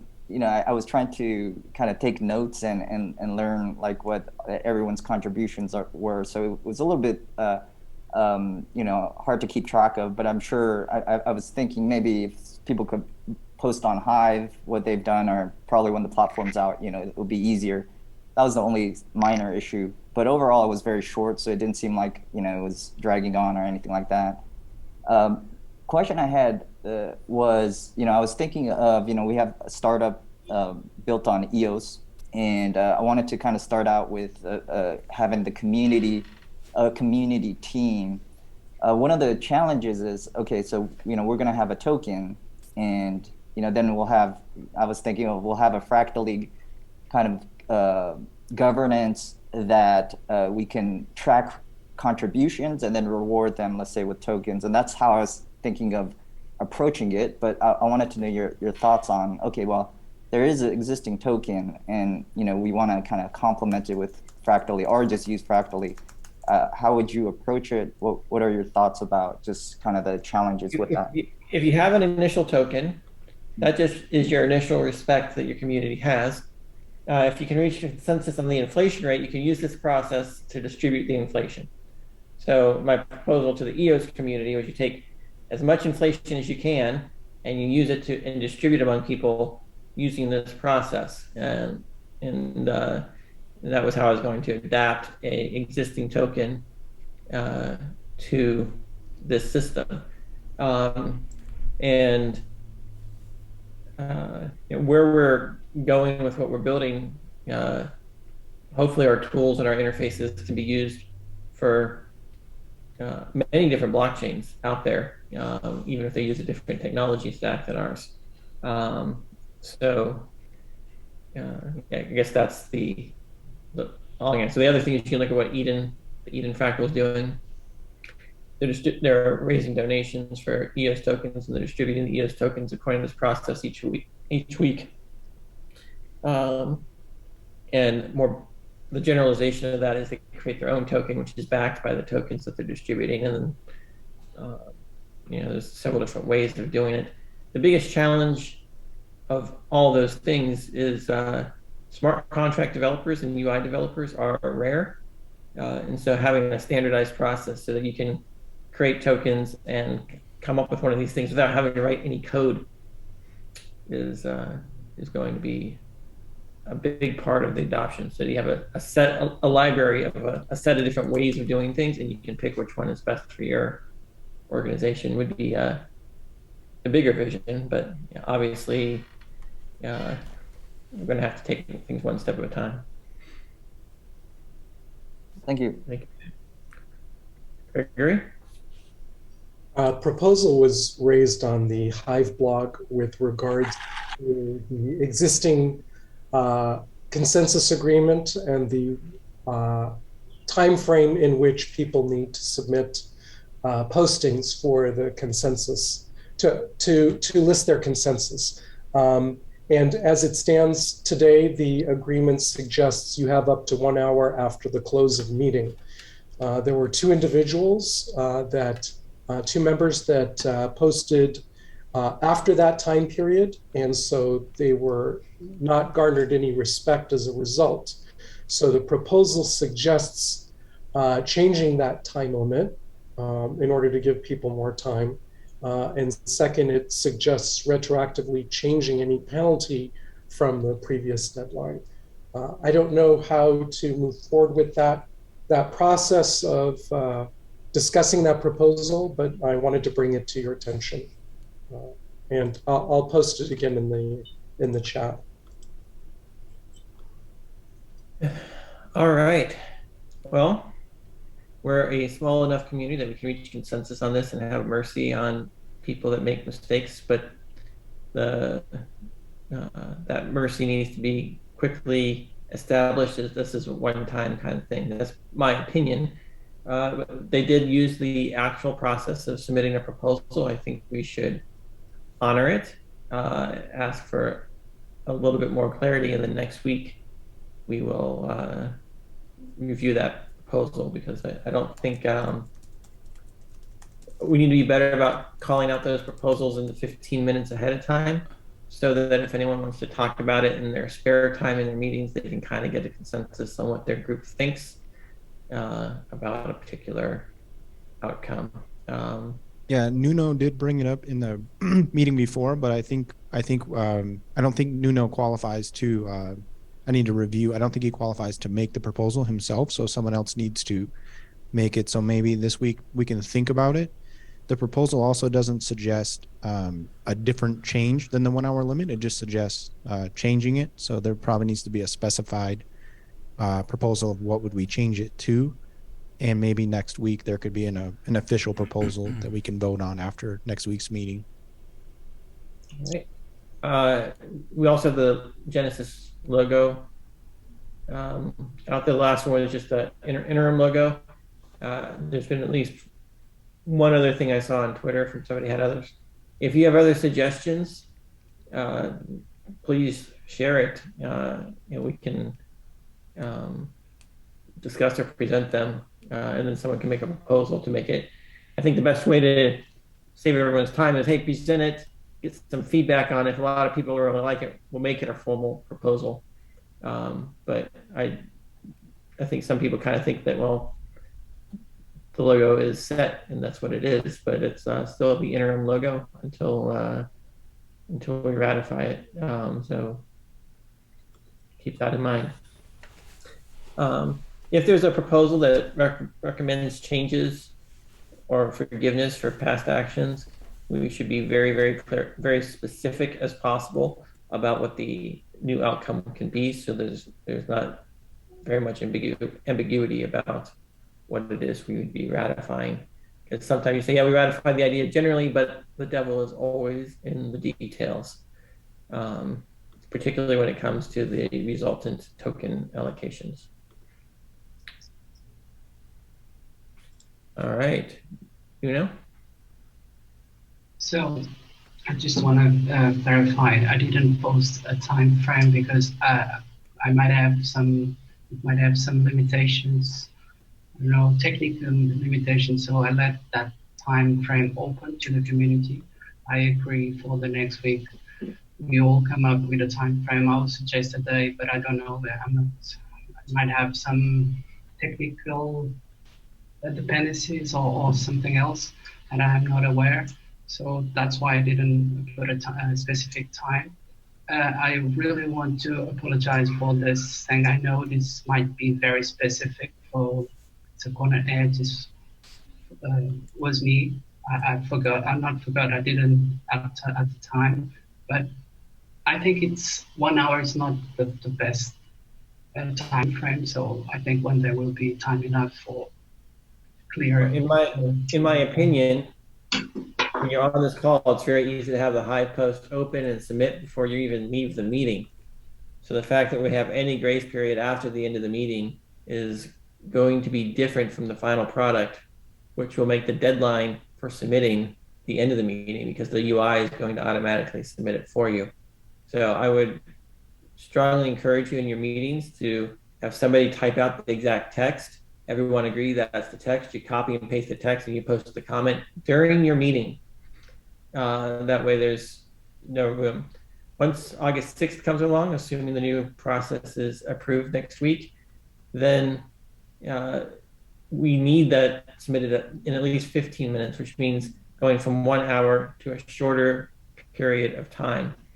So if you want to make a proposal to have a forgiveness or an exception to the previous rule of 1 hour as a one-time thing, I think that's separate from a proposal to extend it to be more than an hour. Because I think my proposal is the reduction, not an extension in the time. So I think we should separate a remedy for something in the past versus a proposal for something in the future. All right, Marcus. Yeah, I just want to say, Daniel, your comment is still missing on the post, and I send you a direct message on the chat with a screenshot how to post your comments. Otherwise, your respect is not counted. You're talking to me here or Dan Larimer? No, to you from my group, Daniel.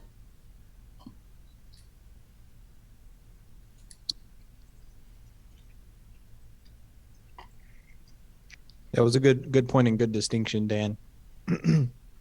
So it would make more sense to be a remedy to the situation because we are getting ready to propose reducing it from 1 hour to 15 minutes for both of the round 1 and round 2. All right, Andrew. Yeah, sort of on this subject, is there going to be a distinct step in the final UI of submitting the consensus results? Like, is this going to be a separate step, sort of like we're doing right now? Or is it just all going to be integrated? It's going to be integrated. Well, we're going to have the UI, we're going to be using it as a tool, and then we'll submit it manually. And then eventually the UI is going to be on top of the blockchain. There'll be a manual submit with a confirmation dialog. One of the things we discussed is if you're in consensus and you didn't click the submit button, it will automatically submit unless you cancel it from doing so. So we're going to try to make it that, but we're going to go with the simplest thing first, which is just everyone's going to take some responsibility for hitting the submit button. And then we'll add because the more UI features we add, the more time it takes. Then we can add more safety features of, oops, we reached consensus. It's like you compose an email, you forget to hit send. We're going to have some things there, assuming you're in consensus. If you're not in consensus, we're not going to submit anything for you. So those are some of the things we have thought about is how to automate that process.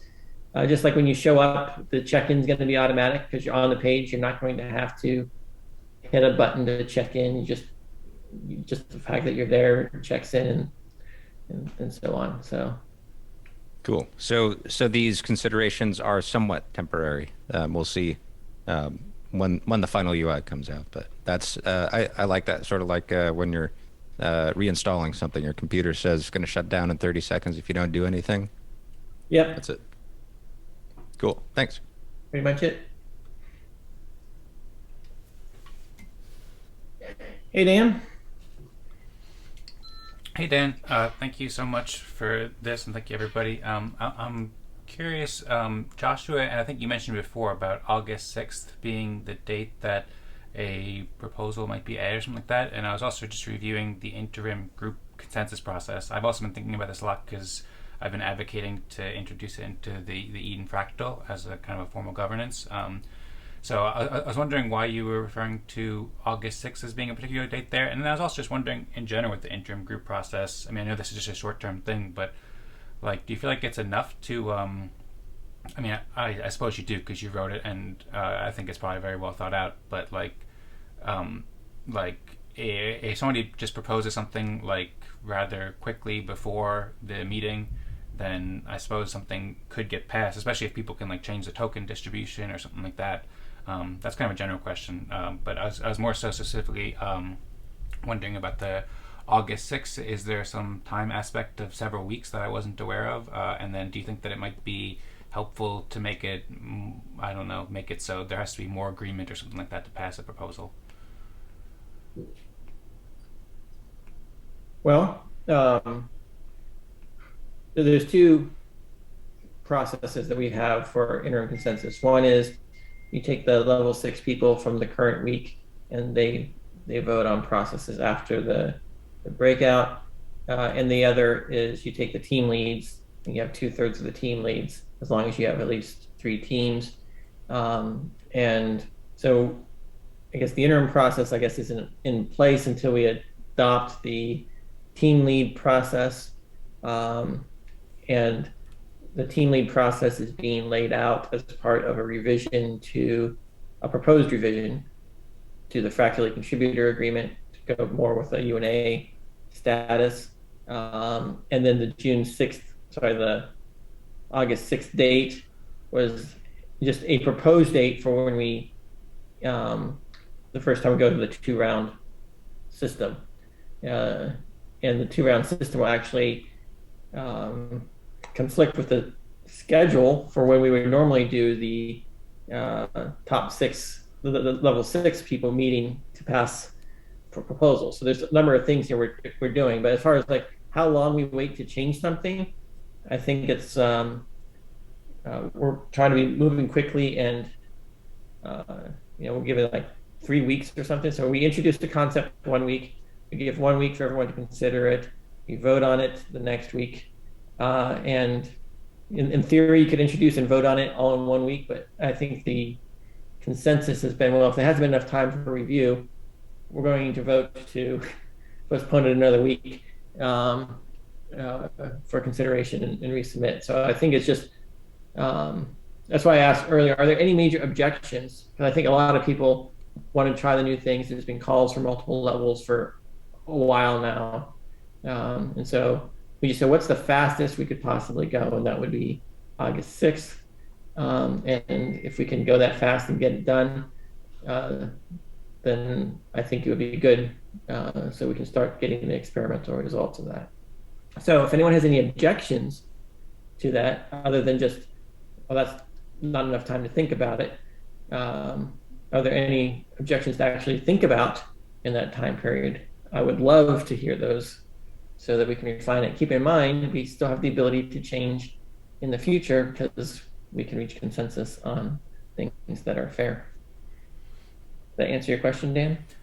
Yes, that answered it. Thank you very much, Dan. And I don't have any objections, and I'm still absorbing it and thinking it through. I mean, there are some, I suppose, concerns or just like things I'm not sure about, which I suppose I can bring up that might be helpful. So yeah.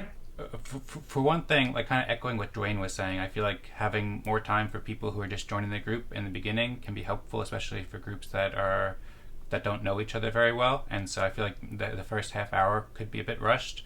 Also, another thing that reminded me of something that James Mark talks about a lot is just like, keeping it as simple as possible. And so this does add some extra complexity with having the second round and the rooms of 3, whereas like there is like a kind of a really simple elegance in just having a single room with 1 to 6, and then everybody meets in the same room together afterwards, which is like this kind of nice thing that we have with questions and answers and open discussion, where I feel like that might take that away a bit, although I suppose everybody who didn't get ranked in the top 3 spots can just hang out and chill and maybe even watch and wait for the other people. So yeah, there's not objections, but just things that I'm wondering. Like, there's obviously trade-offs. Like, I suppose maybe for some communities it might be best to use this process, and I can certainly see many benefits in the process that you propose too. So I'm not sure if one's definitely better than the other, or they're for certain different processes. And yeah, those are just some ideas that I've been thinking about. And once again, thank you for writing. I think it could be it's very interesting. It could be super helpful. Yeah, I'm trying to get to a point where we can support slightly larger communities. I don't think the process we're using now scales. I really like the idea of the people who are the lower levels. Those are going to probably be most of the new people. And if there's a place they could all go to hang out in that second hour, so everyone's there for 2 hours. It's just, are you socializing or are you doing business? Right? The people in the higher levels are getting down to the business of the organization. The people at the lower levels are socializing and connecting and trying to find teams and figure out how they can get more involved. And I think facilitating so that everyone has a 2-hour window, from 11 to 1 or whatever the time zone you're in, where they can get things done, would be a really good way of doing that. And we don't necessarily have to shorten the first round, because you're right, the first group, you might have a lot of new people and want to have more time to get to know people, particularly as the group size is increased from 30 some people to 7,000. You're not going to know anyone in your group the first, most likely. And so you might actually need more time, like we did originally 3 months ago when we didn't know each other. Now we all know each other, and so forth. So lots of good feedback there. We're still working on the schedule, so maybe we'll keep it 45 minutes and 45 minutes just for consistency's sake. And we can use the extra time we gain by not having to rank the top, distinguish between the top 3 to get to know the new people. And I think those might be offsetting considerations there. All right. Thank you, Dan. James, you had a question? Thanks, Dan. No, never mind. Okay. Andrew. Yeah, I just wanted to sort of piggybacking off what you were just saying as far as sort of the other sort of social room.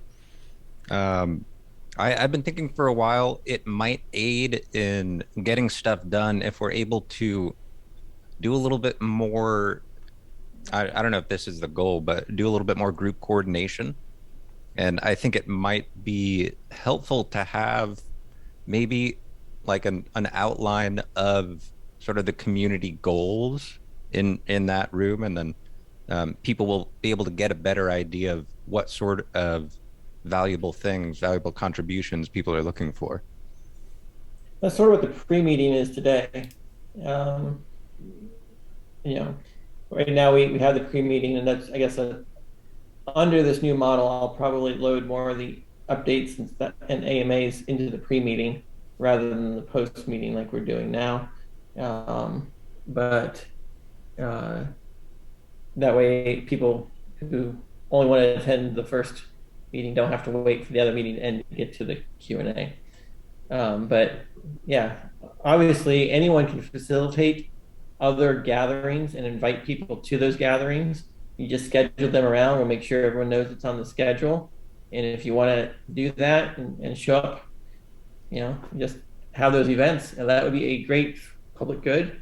That would be something that by facilitating that, we can recognize you in the weekly meetings as, yeah, I facilitate this, we coordinate it, and it happens. We have this many people show up. And everyone who's participating in those extra events can add that to their repertoire of contributions to the community. So just ways of encouraging people to hang out and cooperate. The more we hang out, the more time we spend together, the more aligned everyone will be.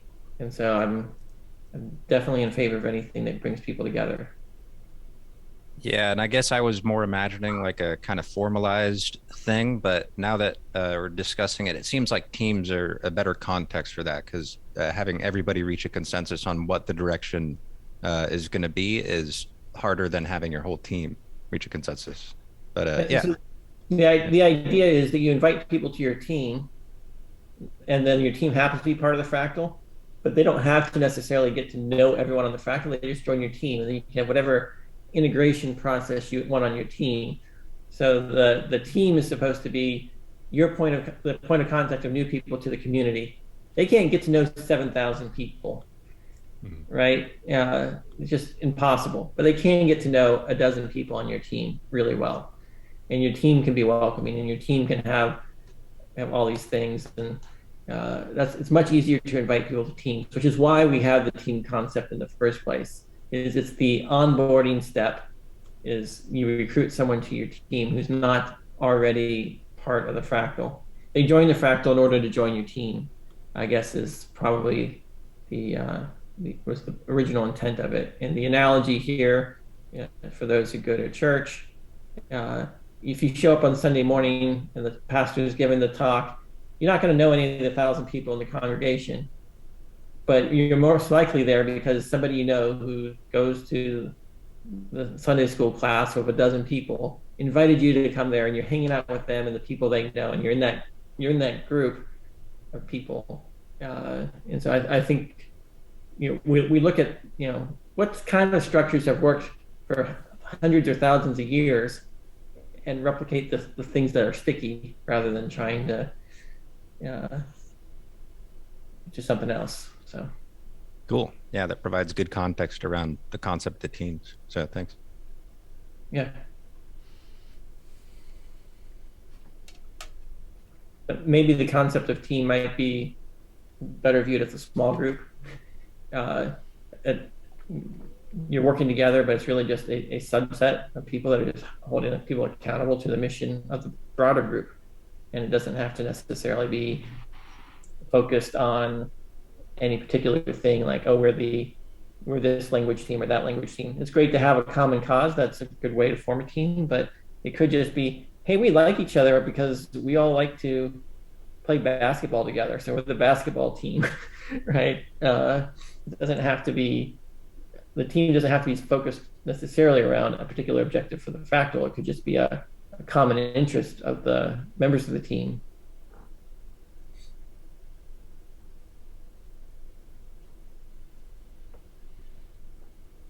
All right. Well, I am going to call this meeting. Thank you all for another great week. Please leave your feedback on the Hive post with respect to the proposed changes, particularly if there's anything that you would recommend changing or any concerns or warnings you have, as well as even if you do post considerations for us to think about, indicate your acceptance or rejection of the proposal generally, like, are you willing to go along with it? Or do you really want everyone to reconsider? Just leave that in the comments in a respectful way, so that we can have a positive vibe on it outside of just the conversations we're having here. It'll be written on the Hive blockchain. People can see the discussion. The other thing I would encourage everyone to do is when there are tweets and other posts made, show some engagement, right? 30 people engaging and commenting and retweeting and liking. If you're a member of our group, try to show love to other members of the group, particularly if it's related to fractal governance and our broader mission. That way we can get the amplification effect there. Just seeing something and then not engaging with it is an opportunity missed, I guess is the best way to say it. It's an easy way to contribute to the cause. And if people can see that, hey, anytime we do something, it's promoted by everyone, then we're really moving in one solid direction together. So just another easy thing we can do as a group. Jorge? Yeah, regarding that, I just posted a link on the chat of my latest post regarding fractal democracy. In it, I went really deep on the ways I think the whole platform, the whole protocol should aim to guarantee passive income to its members. So you are welcome to read the post and give me some love over there. Okay. Thank you. Well, the one requirement is that you have to show up at least once a week, so it's not completely passive income. But otherwise, yes, there's income just for showing up. But I'll take a look at your post. Thank you for the time you spent on that. Yeah. Also, be sure to upvote the post that Joshua is posting each week where we're responding. It gives him an extra tip there in Hive tokens for his contributions to what we're doing.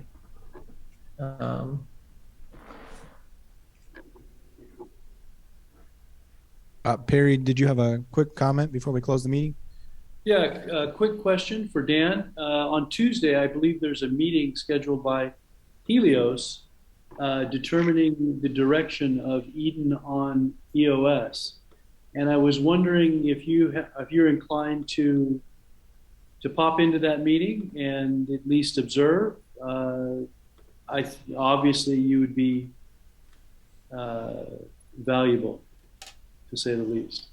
That's just a question. I was not aware of the meeting there. I would, if you'd send me the link to it on Telegram or Twitter or wherever it is that they're discussing the purpose of the meeting and who's going to attend, I will check it out. I'm trying to recall where I saw it. But in any case, I'll send you what I found. Yeah. All right. Thank you. Mm-hmm. All right. Well, this has been a really good meeting, and I think these upcoming changes are really exciting. So let's come prepared next week to discuss on that, and also in between now and the next meeting, discussion can ensue. Also, just a reminder that whatever you can do in the next week or so to invite some quality people to join the experiment with us, or be nurturing seeds. And I know many of you are already doing that. Just keep in mind that we really have something to be very excited about. This is a pretty awesome opportunity, and it's these new changes, this wave of changes are going to make it a lot easier, I think, to incentivize people to want to participate. So it does take sometimes a little bit of nurturing before you get someone to actually show up to these meetings. So just kind of keep on it. And I hope everyone's respecting those who are inviting people when we get into our breakout rooms each week. Have a good one, guys. All right. Thank you.